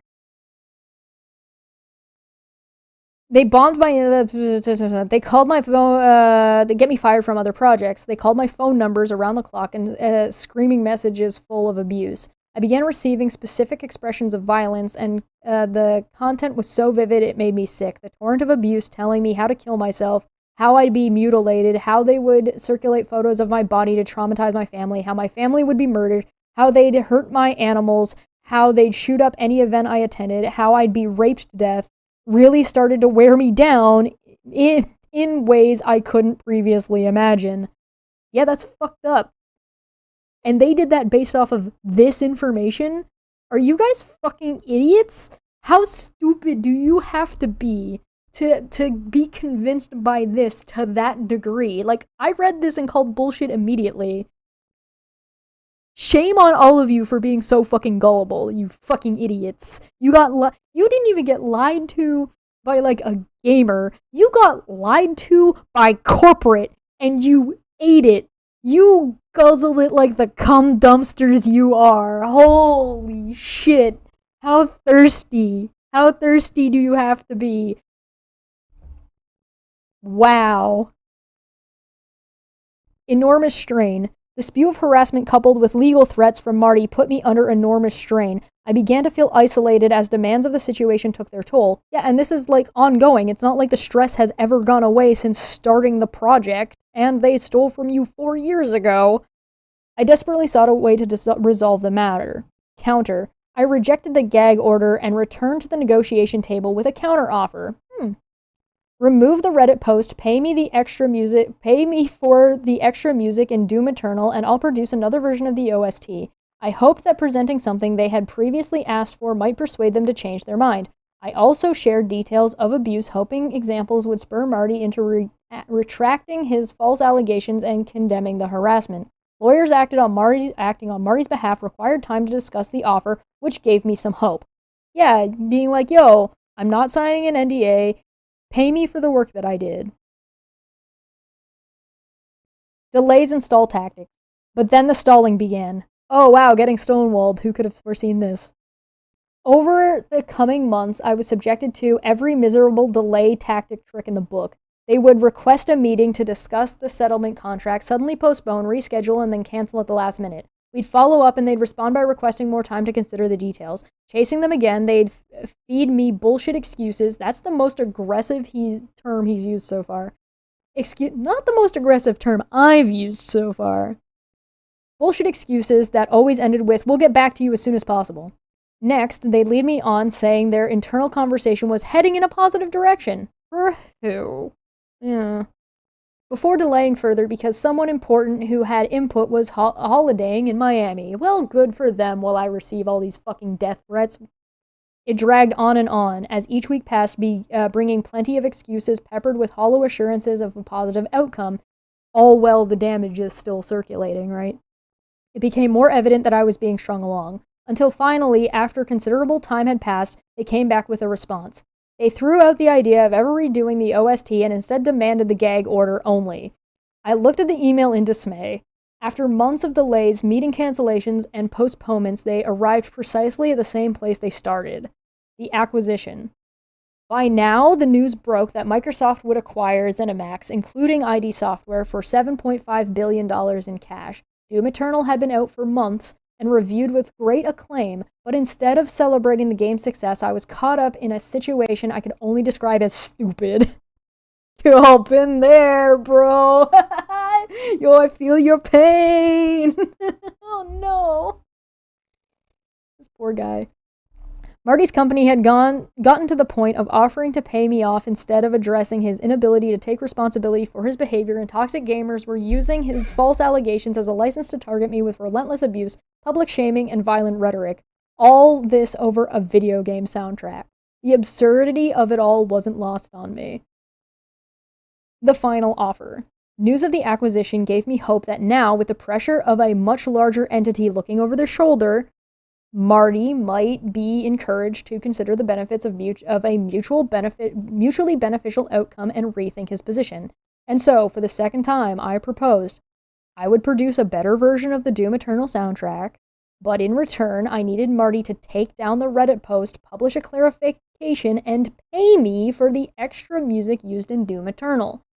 I can't say I was keen on doing it, but I desperately tried to find a way to move forward, and it was the only real option I had. Fair. More stalling threats and a gigantic waste of time. Again, lawyers acting for Marty were good at giving the impression of positivity. It is their job. They seemed to be seriously considering the offer, saying they were taking it up the chain and getting key stakeholders on board. Nonsense. However, any hope I had left eroded when they started to pull the same old tired stalling tactics.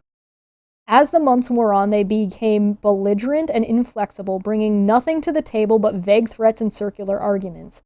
They even degenerated into gaslighting tactics, trying to convince me that removing the Reddit post would somehow make my situation worse, so for the benefit of everyone, it should remain untouched.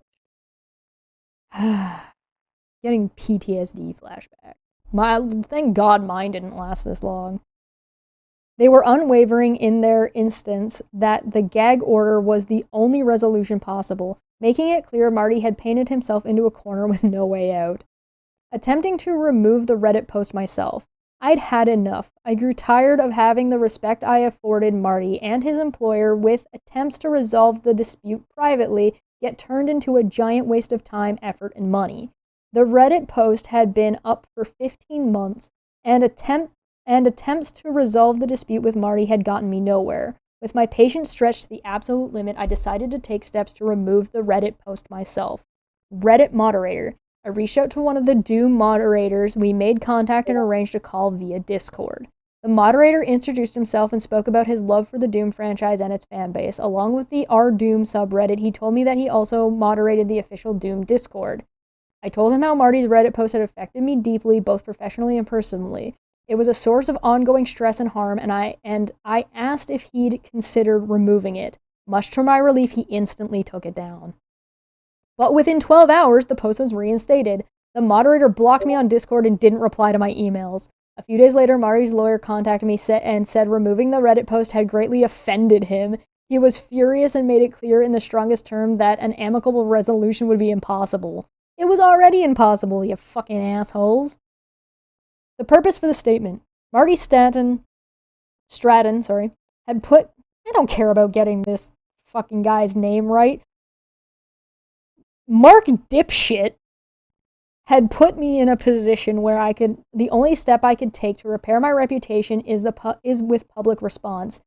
It is a defense, not an unprovoked attack. Published at the last resort with an extreme reluctance, only after every other avenue to reach mutually agreeable resolution had failed. I have given Marty ample opportunity to correct the false accusations he made against me, and all I've asked for in return is to be paid for my work, and you offered to make new shit for them. Stubborn refusal to address his Reddit post out of fear for his image has crippled Marty's ability to offer anything but a gag order. Disgusting. Way to, shoot yourself in the fucking foot. I don't want people to know I'm a dick, so I'm gonna be a dick. I've given Marty seems to think so little of me and of the Doom fans. And to be fair, if they fell for this shit, I don't blame him for thinking they're fucking idiots. Marty seems to think so little of me that I'd give up my right to tell the truth and willingly accept the long-term mental health implications of publicly taking the blame for a situation in exchange for money. I can't agree to protect him from the reality of what happened. The truth is more important, and signing a gag order would remove my ability to defend myself with the facts. The only thing left to do is issue this public response. Personal thought. I wish Marty had taken more time to consider better options for deciding that a Reddit post was the best course of action. I imagine Marty's got some impulse control problems. He got off that call, thought about it, got himself into a tizzy, got his panties in a wad, and then fucking jizzed nonsense all over Reddit. It put his company in a position where they're unable to do anything with Doom Eternal's music. It weaponized the fan base against me, the person who wrote it, and sent a worrying signal to anyone working under him. If he's willing to do this to me, he's just as capable of doing it to anybody else. Marty ends his Reddit post acknowledging an end to our collaboration. Collaboration, a word that describes people working together to reach a common goal through trust, mutual respect, and shared benefit. I've had an overwhelmingly positive career filled with many great collaborations. I've worked with some great games, built lifelong friendships, and worked my butt off in the trenches with some of the best creative minds on Earth. I've had many great experiences in the game industry. My collaboration with Marty Stratton wasn't one of them. I never quit Doom. I quit a toxic client. Marty couldn't accept that I never wanted to work with him again and made his best attempt to send my career into a nosedive as punishment. That's some toxic psycho bullshit. He resorted to lies and innuendo that fell apart under the most basic level of scrutiny. Oh, hi, that's me! Then tried to bury the issue under a stack of cash. Using NDAs, settlements, and gag orders to silence truth is an appalling tactic used by people in high positions of power, fearful of accountability. I am choosing to speak out because the alternative was to accept that tactic as okay. It's time to leave the sad state of affairs behind. I'm forever thankful to the true-hearted folks who have continued to put their faith in me, even in the face of Marty's attempt to damage my reputation. I'm happy to say the projects I've been part of since have been some of the most rewarding experiences of my career, and I'm grateful to those around me who gave me love and support that kept me together when I was coming apart. They didn't deserve to be put through this either.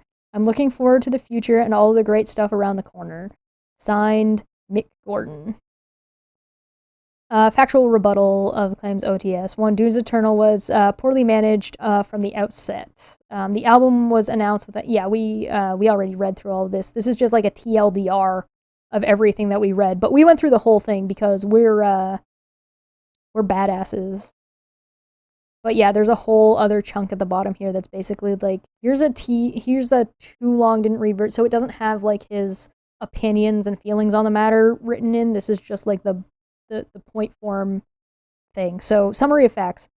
Doom Eternal. I haven't been paid for over half of Doom Eternal's music. The game includes more than double the music I was contracted to produce, rejects, mock-ups, demos, many of which were never meant for public release. I created this music as part of the development process and shared it with ID Software in good faith, but ID Software used the music in the game, marketing, and soundtrack and still refuses to pay me for it. Doom Eternal OST was a mess. It was announced with my name attached and made available for pre-order before I was contracted to produce it. Despite my alarm and constant appeals, Marty refused to do anything about the situation, leading to a 9-month delay before I could start work.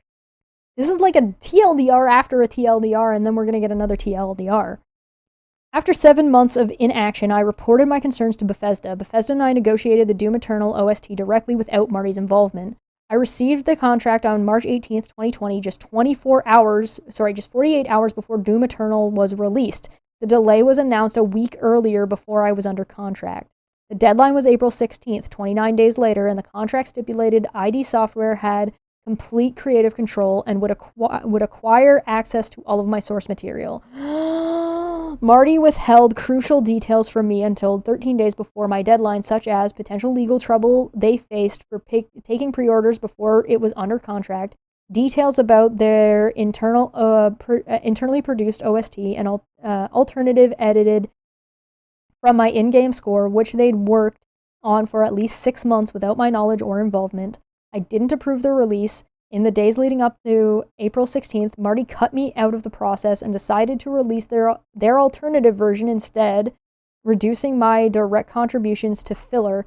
Both he and ID Software Lead's audio designer Chad Mossholder didn't allow me to hear the final album and didn't seek my approval. They were contractually required to do so.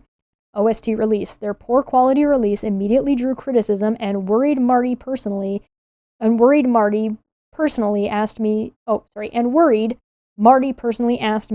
for assistance in addressing the situation. I made myself entirely available to Marty and committed to satisfying disappointed customers with a better OST.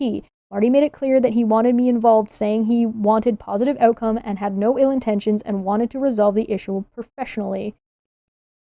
He offered to draft a joint statement addressing the situation and announce plans to move forward. He offered to draw up a draft contract in order for us to both move forward working around. He requested I hold off on making further public comments until we could address the public together. Marty told me to expect a draft within hours, but it never arrived. Reddit, instead of days later, published a 2,500 plus word open letter on a fan-run Reddit page that singled me out as the sole cause behind the botched OST. The post attracted thousands of comments and news articles and severely damaged my personal and professional reputation. Worst of all, he did it behind my back whilst leading me on with a bullshit story about working together on a professional solution to the problem. His statements were full of lies, disinformation, and innuendo, and when challenged, his company offered me a 6-figure sum to shut up about it and take responsibility for it. When I tried time and time again, amid a torrent of abuse, harassment, and threats, to resolve the matter more amicably, he constantly refused, worried how addressing the Reddit post would damage his own reputation instead. But as far as I'm concerned, the truth and honesty are more important. Marty's words damaged my character and attacked my reputation. I have afforded him ample opportunity to address the issue, but his refusal to do so has left me with no option other than to issue this statement. In issuing the statement, I am exercising my right to defend myself. And there you have it. So first off, the Doom community ought to be fucking ashamed of themselves for doing that, for treating Mick Gordon that way after they've done so much to praise him. What a bunch of assholes. You all owe him a massive fucking apology. Second off, get your fucking critical thinking skills checked, you bunch of fucking morons. And lastly, fuck Marty. Like, fuck Marty. Fuck this guy. What are you sending me, Feline?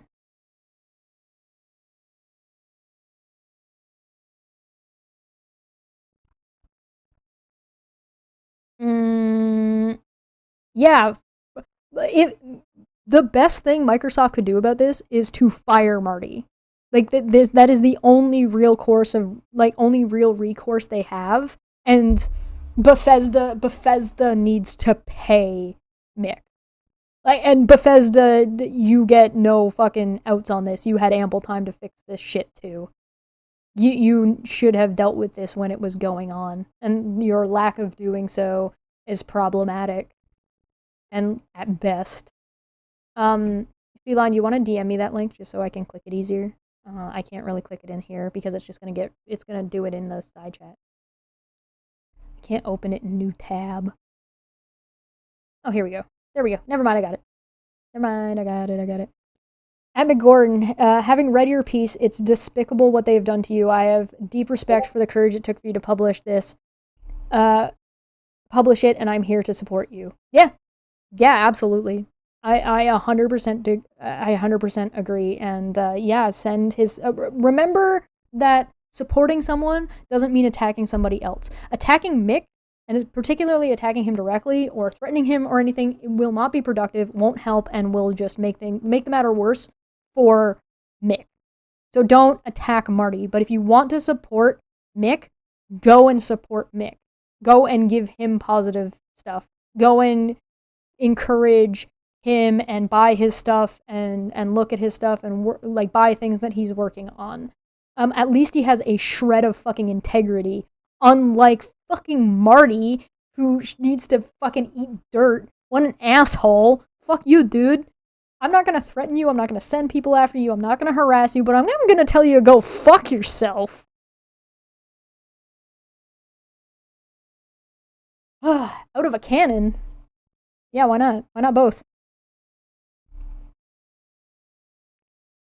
Boycotting any project where Marty is involved until he's fired. That, or if you find out he's producing anything, expressing in a clear and concise, non-threatening way that you're not interested in anything that he's working on. So if there's something that has his name on it, just be like, yeah, no, I'm not interested. I'm not a fan of Marty's work, would be a good way to kind of express your displeasure. It's gotten dark out in the amount of time it took me to go through all of this. I'm glad we took the time. If you were able to stick with me through that, I greatly appreciate it. I know it was a bit of a slog. My voice is probably not going to function tomorrow, but on the plus side, my stream that was supposed to be tomorrow got delayed until December, which is my own fault. But luckily for me, I'll give my voice a break. If you are a member, there will be a stream on Thursday for you. If you are not a member, there will be a stream on Twitch for you. If you are interested, there will be a link added to the description down below to follow me there, and we will be doing some artwork. You later on will get a VOD version and an edited version that will be available if you are not a member. But if you would like to become a member or a Patreon and get access to that, please do. Join us in the Discord. We have a lot of fun in there. We had a group therapy session on Monday. It was a good old time. And follow me on Twitter while Twitter still exists. And find me elsewhere. Like and subscribe. Bell things. God, I gotta go send this guy like a sympathy note. Poor man. Dear God. This hurt. I'll see you guys on Thursday. Bye.